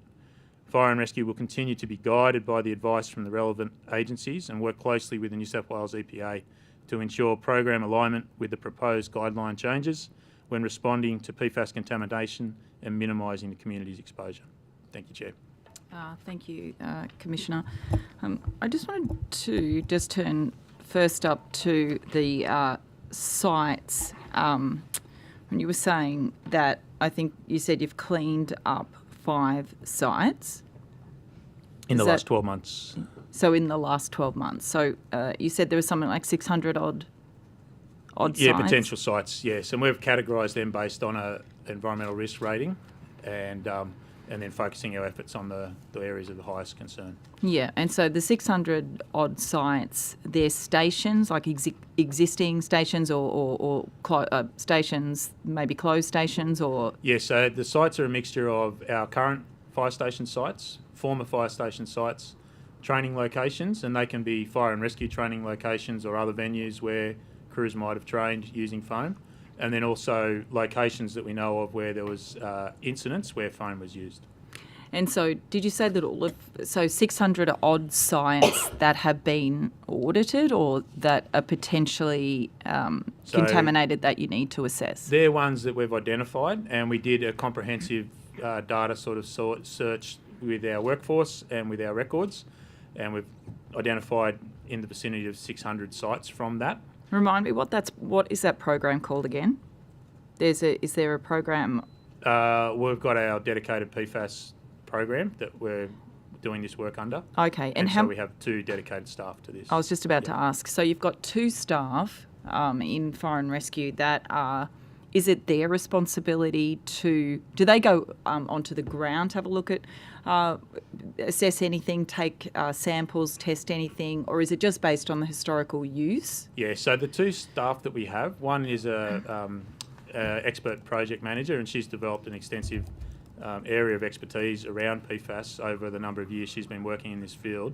But then we also, the other staff member is a specialised environmental contaminations expert, and so he provides the scientific professional expertise. Their work is more managing the range of sites that we have, and then coordinating with a number of different environmental contractors that we will use to go onto sites to take the samples in the fields. And so those consultants will take the samples, use their testing facilities and maintain the custody of those samples, and then know the integrity of the testing that they put them through, rather than our people collecting samples and then trying to pass them on to a third party. So those two staff, they work full time, do they? That's correct. How much funding no, first question is, are you responsible, is Fire and Rescue New South Wales responsible for paying for the clean-up that has to take place? You said this year cleaned up 5 sites. Who does that and who pays for it? The funding or the payment for the remediation of those sites depends on the tenure of them. So the position of the insurer has been that for any non-fire and rescue owned sites, that the insurance policy provides coverage for us to cover the remediation costs and the treatment costs. And then for fire and rescue owned sites, we're responsible for funding the remediation ourselves. Does that make a difference in terms of what sites are cleaned up? The sites are prioritised purely on their environmental qualities and the impact of any potential receptors, environmental receptors that may be adjacent to the site. So it's been developed with that approach, and that's been reviewed on a number of occasions with our work with the EPA to then, make sure that they're comfortable with the prioritisation order that we've determined. Okay, and just the public, the transparency around this, those 600 odd sites, or the 30 sites actually that you said are of concern, roughly, did you? Yeah. Is that all publicly available? Yes. Yeah, we've been very consistent all the way through. We've been having a really focused lot of work on this for the last 7 years, and that information's been placed on our website throughout that whole time. And there's various site reports that are available to the public, and they're updated as there's any significant development in the progress on each site.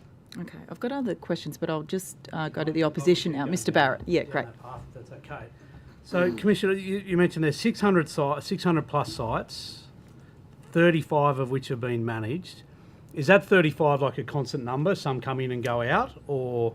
Yeah, the number does vary, but at the moment we've got 35. And how long is a site managed for? It's very, very variable across the complexities of the site. So there's some that we've been working on and working with for 7 years, and still working our way through that. And they're sites that have might have multiple tenures, multiple tenants, multiple contributors to the PFAS contamination as well, beyond Fire and Rescue New South Wales.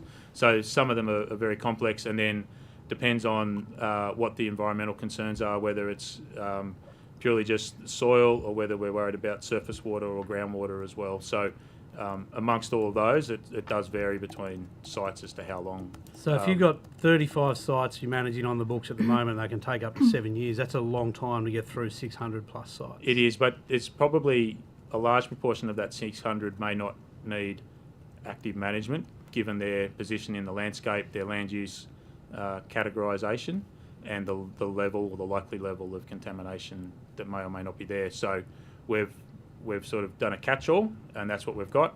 We've identified the ones that are the greatest concern. We're starting from that and working our way down with the highest priorities, getting the attention first.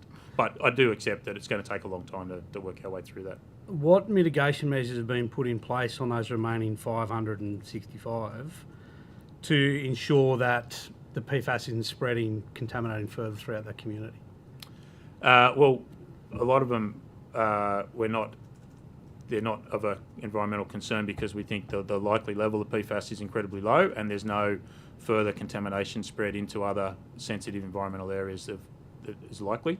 But if there's any work at the sites of any of our sites, they're checked for the PFAS till we can get an assessment of what's there, and then it can be managed accordingly.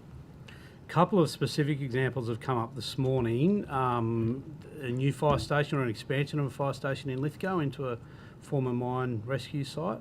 Are we confident that that is PFAS there is at a safe level? Yes, I can provide some explanation to that. The PFAS levels that have been detected on that site are below the thresholds related to the commercial land use categorisation. So it's suitable for the land to still be used. But then in addition to that, the measures we'll be putting in place will make sure that there's extensive use of concrete that's going to seal the site for the hard stand areas around, and also not planting any sort of, not going to grow vegetables or anything that people will eat out of the soil on the site there as well. So we've got comprehensive steps to be able to manage that and not have any exposure pathways to our staff. When you sell off former stations, is there do you have to get it to a certain level? Are there tests that has to be done, or does that risk transfer onto the new owner? No, we have responsibilities under the environmental legislation that we're the polluter for the purposes of any PFAS contamination if it's one of our sites, and so we can't just offload it and flick that problem to someone else. In the last several years, and probably since that sort of 2018 period where we had more focus on this, we've instigated processes where before we do dispose of a site, part of the due diligence that we do before we put it on the market is to test for PFAS, and then we manage that and remediate that as is required according to the land use categorisation at that site. Now that wasn't previously the case, so there were previous fire station sites that were disposed of in prior years that we've subsequently become aware of the PFAS contamination, and we've taken steps to manage those. What year was that transition? I'd say we've been doing that sampling before disposure. I'll take it on notice, but it's certainly in the vicinity of the last 5 years or so. Yeah, okay. Yep. Because there's one in particular in Bathurst that we'd like to sort of put people at ease if we could. And I can give you some assurance on that one. We did undertake some investigations into that one probably about 6-7 years ago when we were in the early stages of this program. Yeah. Bathurst, the old Bathurst Fire Station site was disposed of, I think it was in 2007. And so that obviously predated our work in sampling before disposal. But with the change of land use, there was obviously requirements and testing that would have been required. But also we checked the site, and there's extensive removal of the soil, but then also concrete and sealing of the land that was at the site. So the exposure pathways that could be present have been mitigated. Given a lot of what we heard today, that there's no tolerable level of PFAS, what do we need to do to I guess, contain it on these sites or address the other 500 odd, the 600 plus sites? Yeah, look, we'll keep working our way through that risk categorisation and committing whatever resources we can to that. And so that work will remain ongoing. We're certainly aware of, as I said before, if there's any changes to land use or development work that we undertake on our sites, we will test before that work's undertaken to have a good understanding of what may be there and then manage that accordingly. Thank you. Yeah, Eileen. I'll just turn to, we had the Fire Brigade Employees Union here earlier. And so they mentioned PFAS blood testing and cancer screening has been delayed for over a year. What are the specific reasons for the delay? And when can they see that the testing will start taking place? Yeah, so we've gone through a fairly extensive process of negotiating with the union to understand what both party wants and needs out of that. There have historically been a range of sort of different perspectives around blood testing. I think we've, over the last several years, progressed through a lot of that and got a better understanding through some of the other research that's been done. So there's probably a greater level now of comfort between the parties about undertaking that. But then also making sure that we could find a provider that could deliver what we need and obviously an appropriate level of cost for us and the government. So we've gone through the procurement for that now, and we're anticipating that that testing should be able to get underway in the first quarter of 2025. Oh, that's good. Yeah. And how are you communicating this information to the firefighters? And what interim measures are you putting in place for monitoring and addressing health concerns that they may have? Yeah, so there hasn't been any direct interim measures as such because, as I say, the previous guidance and recommendations of that were quite sort of hesitant to go into the testing space. Mm-hmm. A number of other fire services in Australia have started doing the testing, and what's been identified is really important that you don't just take a pathology sample, get a reading from the lab and then give people their results. There needs to be a level of support and explanation around that, and then that each individual will need to have a conversation with their medical practitioners to work out the best approach for them and what can be done, or if it's considered to be of a concern in their individual case. So we'll communicate more fully to the workforce once we're in a position to have all this finalised and ready to go. There's a lot of interest around it. I'm keen to sort of get that word out to our firefighters so they understand where we're up to with it. It's not something that we've just ignored or left on the back burner, but we'll be able to give them the full information and then guide them into the testing program. Okay. And they also mentioned the health and safety branch. So what role have they had in implementing this blood testing system or program, and what are any challenges that they may have encountered? And you probably have addressed some of that, but so the health and safety branch has been the lead in working through that negotiation with the union in terms of the specifics around the blood testing, but also then the negotiations with potential providers and going through that procurement activity. So they've got a level of subject matter expertise and being able to sort of interpret what the testing regimes each of the offerings might have been able to provide. I'm not aware of any particular issues other than what I mentioned before about that sort of general, I would say it's a maturing of the perspectives and the understanding around blood testing and working collectively our way through that, both within fire and rescue, other parts of government, and also with the FBU and the workforce in general as well, to sort of know that when we get to that spot that everyone's going to be able to have a good understanding and comfortable with that approach. Yeah. And are there any sort of cultural or organisational barriers,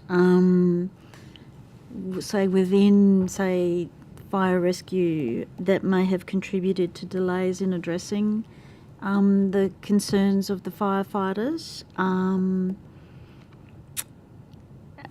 That's what. Not that I'm aware of. I mean, I'm always open if people have got concerns and they want to raise them either directly with me or other people in my team. Keen to hear those. I think the biggest challenge though has been that where the medical recommendations and advice had sat for a long time, and then that sort of over the last several years there's been a much greater understanding, both in terms of the general community's understanding, but the scientific knowledge and evidence to sort of help guide us through what will be the sort of next stages. So I don't think it's necessarily a cultural impediment in fire and rescue.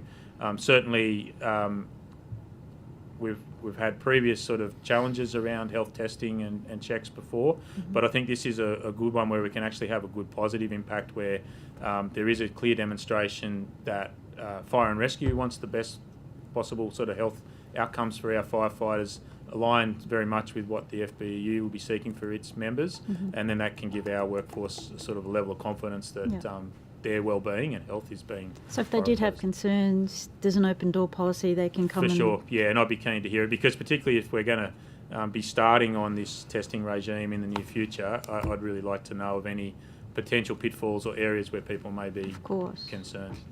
Okay, all right, thank you. Go to questions from the government. Mr Cameron Murphy. Thank you, Chair, and thanks, Commissioner, for coming along to give evidence today. I just wanted to start with some clarification. So those sites, the 650 odd sites that you're working through, they're all places that were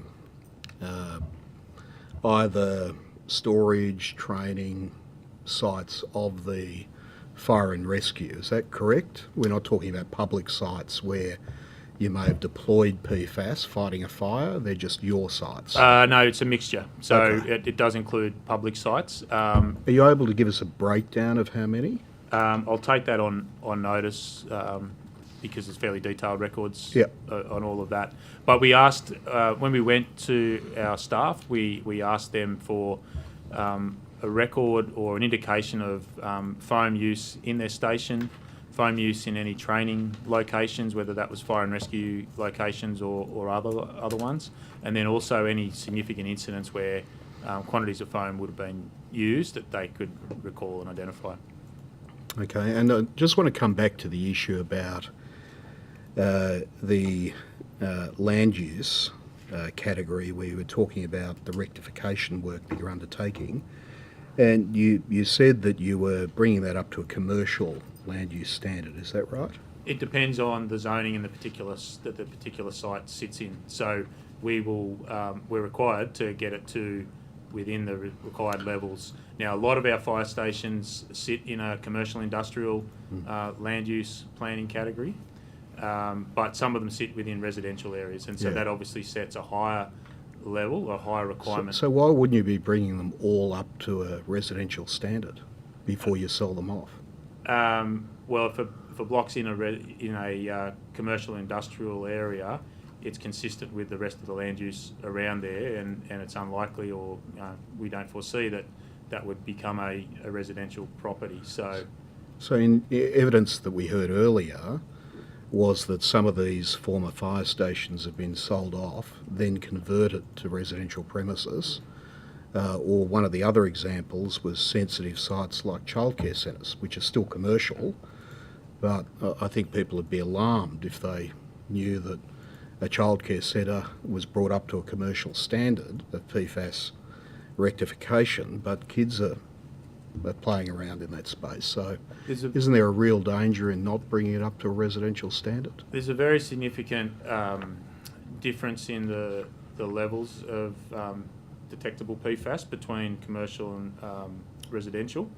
So I think it's appropriate that we do it to the required level for that zoning. But what we and have done, and those examples that you talk to have typically been the ones the sites that have been disposed of prior to our practice of checking before disposal and doing the testing and then addressing it. So they're ones where we've been able to subsequently come in after the event, which is never the ideal way to do it. So, and then if we're aware of a proposed land use or use of a block of land, we can provide additional guidance to. But you may not be aware though, if somebody buys it, uses it for one commercial purpose, then it's on sold, and somebody else uses it for or seeks to change the category of land use then to residential. I mean, how are people to know the history of the site? Where we have identified a level of PFAS present on the site, we might have it might sit below the required level at a commercial industrial level, or we've remediated it down to that level. When a purchaser is going through their due diligence checks and this whole legal process, that would be identifiable for them in their searches on the property. Sure, but that wouldn't stop somebody using it as a childcare centre. No, but it should certainly inform the council or land use planning authority to guide what's approved and any restrictions related to that. Mm. All right, and just one of the other suggestions that came up earlier in evidence was from the FBEU, where they said that best practice would be to have a register where you keep a register of all of the dangerous chemicals that are used to fight fires, both where they're stored, where training exercises are, but also where they're deployed, because it's conceivable that some of the substitutes that are being used for PFAS at the moment, because there are intellectual property issues and trade secrets, or we just don't have the scientific research at the moment, we may find out in 10 or 15 years that they're also cancer-causing chemicals. That's the reality. So why wouldn't we be keeping a register of what's being used where, so that in the future, if we identify something that we need to go and clean up, we know exactly where it's been deployed? Well, we've certainly got much better records than we did previously, and I think we can pretty much achieve that desired impact from the records that we already have. So we're required, from a health and safety perspective, to keep a register of hazardous chemicals that are stored in the workplace. So we have that element. We've got our records of what items or products that we're purchasing, and we're keeping a record of those. And then we also have our incident records of what may have been used at So the is site there of a incident. requirement to record on each incident record exactly what's been used? Yes. Yes. On every one of them? Yes. Okay. Thanks. Thanks. Mr. Donnelly. Thanks, Chair, and thanks, Commissioner, for coming on. It just struck me when providing your opening statement about the number of sites and what have you. In terms of jurisdiction, New South Wales Fire Brigades, do they have automatic access to Commonwealth property to deal with the fighting of fires? Or is it conditional? Yeah, it's conditional, and there's arrangements in place for accessing Commonwealth property. We have memorandum of understanding with the Commonwealth, and different types of Commonwealth land obviously have different sensitivities. In practical terms, our crews can arrive at those sites. We'll always obviously ask for permission or be granted access before we enter, but most of those sort of practical things have been addressed in the various agreements that sit underneath them. So, with respect to that, is there, and I'm not asking you to speculate, but perhaps even take this on notice, that in times gone by, there could have been fire emergencies on Commonwealth property like army bases, perhaps less so for Air Force bases because they have their own history and I presume their own firefighting equipment. Obviously, you've got the major airport here in Sydney at Mascot, that there could have been the use of PFAS foam to extinguish fires on those Commonwealth sites? Or is that in the realm of speculation? Because what I'm getting to is trying to understand the extent to which there may be property affected. I mean, obviously with respect to those sites in your remit as fire stations or training facilities, PFAS was used there and that's known, but in other places where it might have been used by New South Wales Fire Brigades, whether that falls into your consideration about looking at where there could be affected areas. Look, I think without going into the realms of sort of trying to speculate too much, and please let me know if I'm not directly answering your question, but there's certainly been well-documented cases of PFAS coming off defence and other Commonwealth land. Clearly, yes. And one of the biggest challenges we face when a site's identified as having a PFAS detection, sometimes one of the biggest challenges is actually trying to work out where and how that came from. And so I think it's useful probably for the committee to understand that Fire and Rescue will never shy away from taking responsibility for any contamination that might have occurred as a result of our actions. We obviously do everything we can to minimise that from occurring in the first place, and the approach that we've got now is obviously no PFAS containing foams, and we manage the foam in general in a much more stringent way. But there's a whole range of different PFAS sources out within the wider environment, and so while firefighting foams is a well-known one, it's not always the major contributing source of contamination. And so when we become aware of a site that might be contaminated and it might be brought to us, that there's a bit of detective work that happens to try and work out, and not just from us, but from the EPA and others that are involved, into sort of what would have been the sources of PFAS in this landscape. Yeah, just one more, and apologise, I showed my age to New South Wales Fire Brigades, That's right. the Fire and Rescue.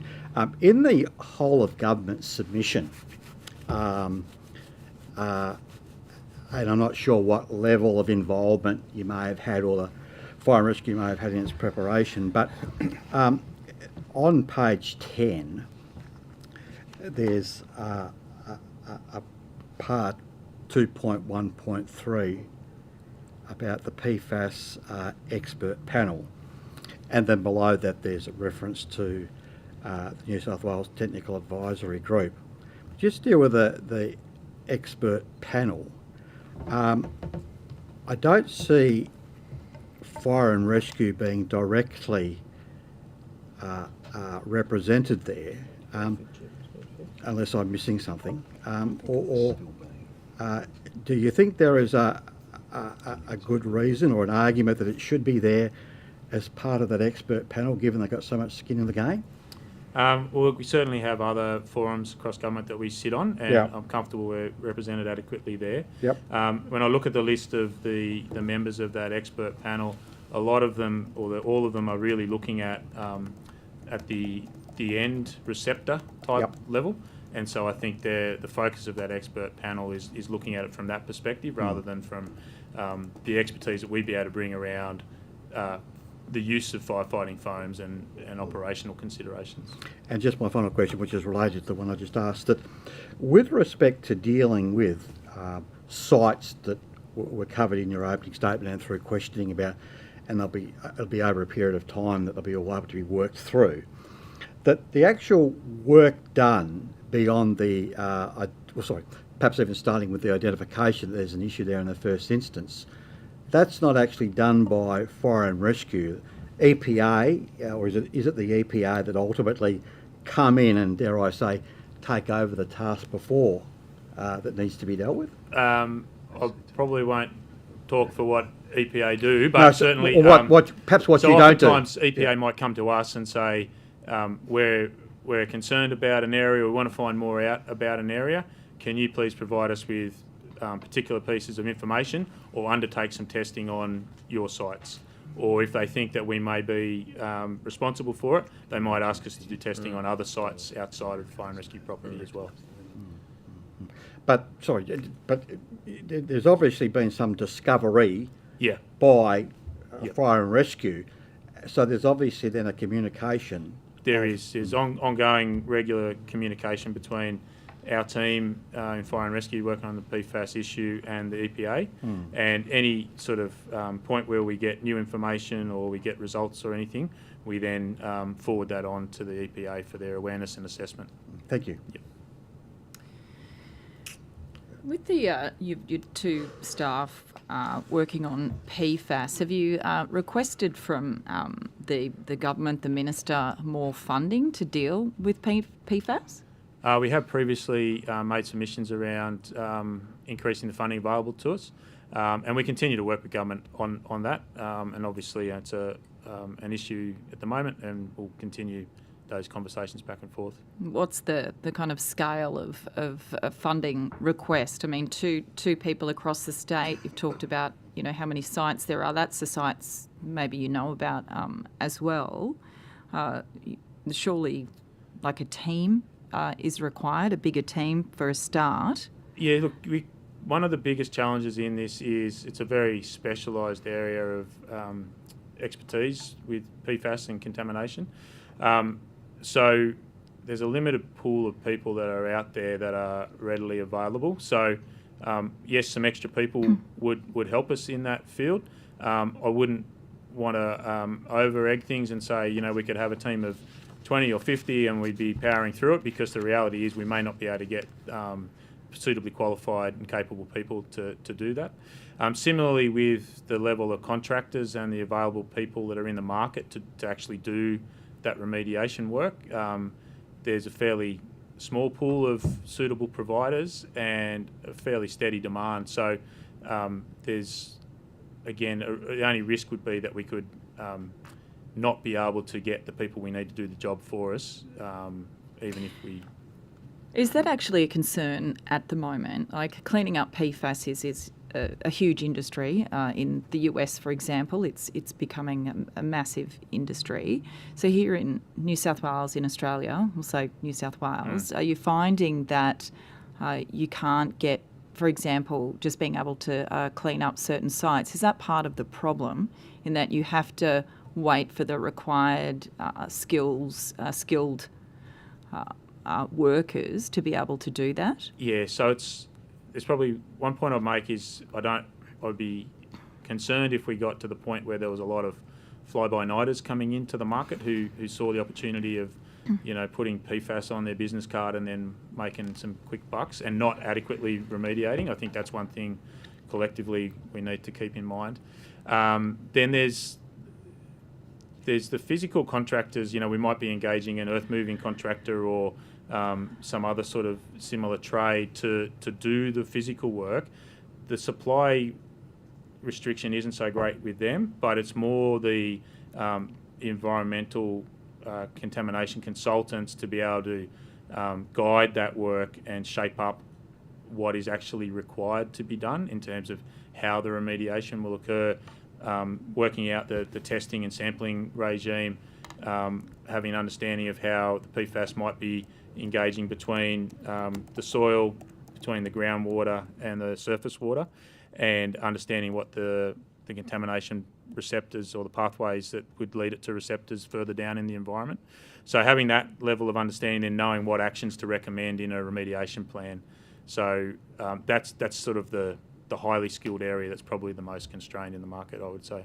Yeah, I'm sure it probably is. So the second recommendation by the FBEU earlier was for the government to provide appropriate funding to fire and rescue to commence a suite of decontamination works. Then it goes on. So that's one of the barriers. Is that what you're saying? So you get more funding, for example, from the state government, but at the same time, potentially the state government has got to look at training pathways and thinking about how to skill up kind of a future workforce, for example, to actually get to the bottom of contamination and really start cleaning many more sites up more quickly. Yeah, so my concern, Chair, would be I'd welcome any additional funding in this space, obviously. It helps us address a serious problem. But I'd need to work and have our team work carefully in terms of then determining what a realistic workload that could be achieved, so that we're not setting expectations, not being able to deliver on them if funding were to be available at a greater level.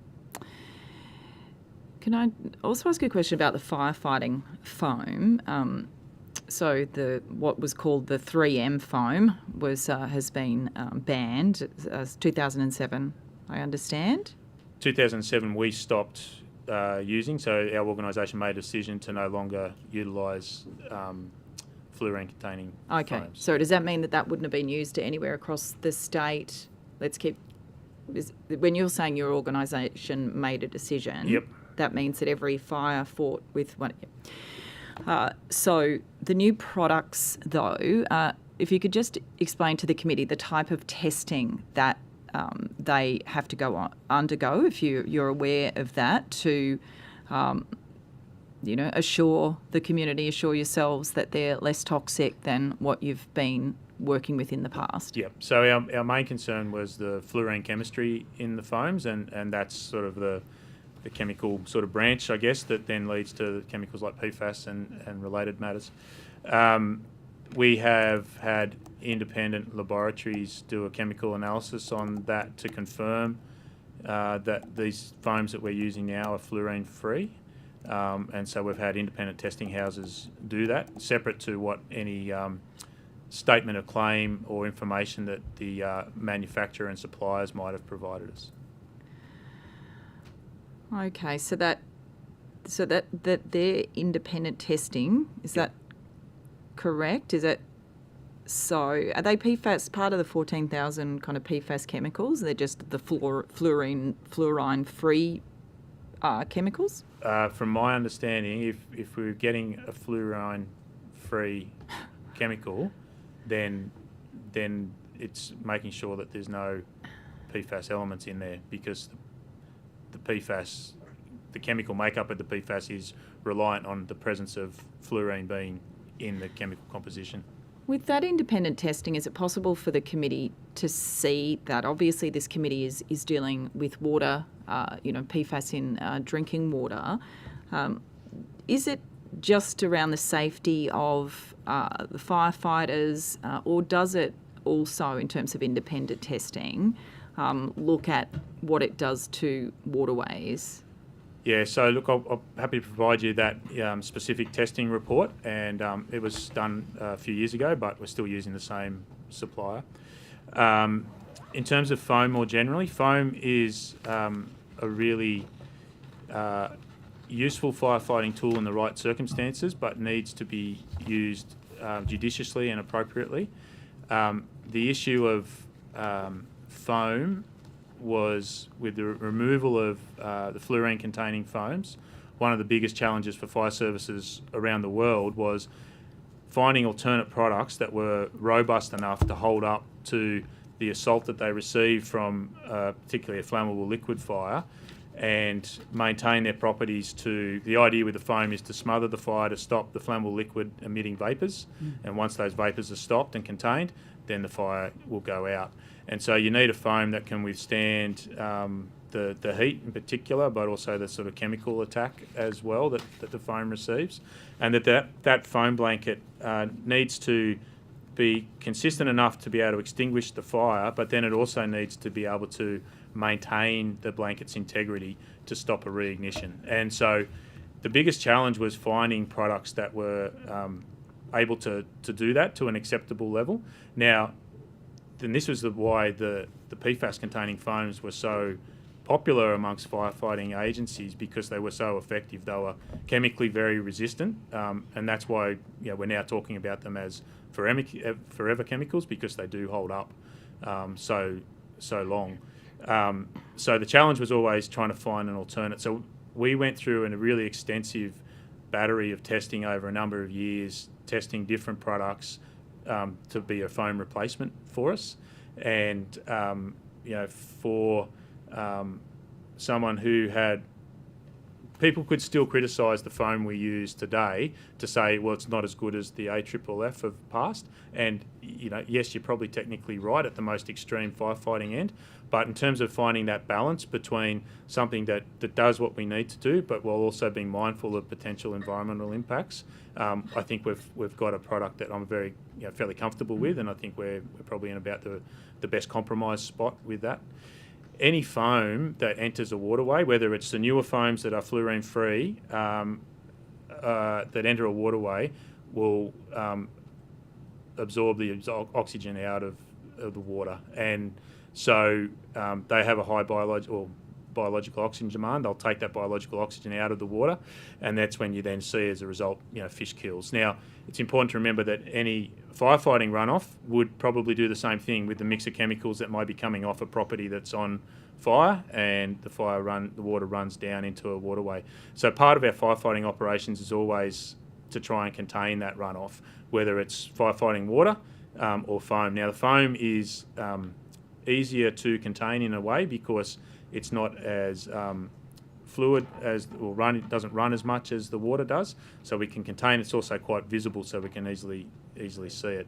But there's always an environmental trade-off consideration that our firefighters have to make, and I guess this sort of goes to sort of some of the challenges that our incident commanders are fronted with or faced with, needing to make very quick decisions in short time in an imperfect environment, with not being fully informed, but having an immediate threat that needs to be rendered safe. So we will do what we need to deal with the emergency, put that fire out, and they will factor into their operational decision making. Okay, if I'm going to use foam, is this right next to a creek or a waterway or a drain or something? What can I do to contain it?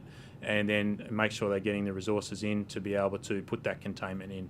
And what sometimes happens is that is their plan, but there's a short period at the start of the incident before you have sufficient people on the site to be able to put that sort of full containment in and stop it from entering the drain. So we might see a small proportion of foam enter a drain compared to the total volume, but that happens in the very early stages, but we need to make that immediate impact on the fire.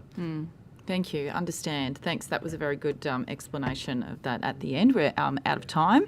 Thanks so much, Commissioner, for making yourself available and for the evidence that you've given today. If you've got any supplementary questions, the Secretariat will be in touch.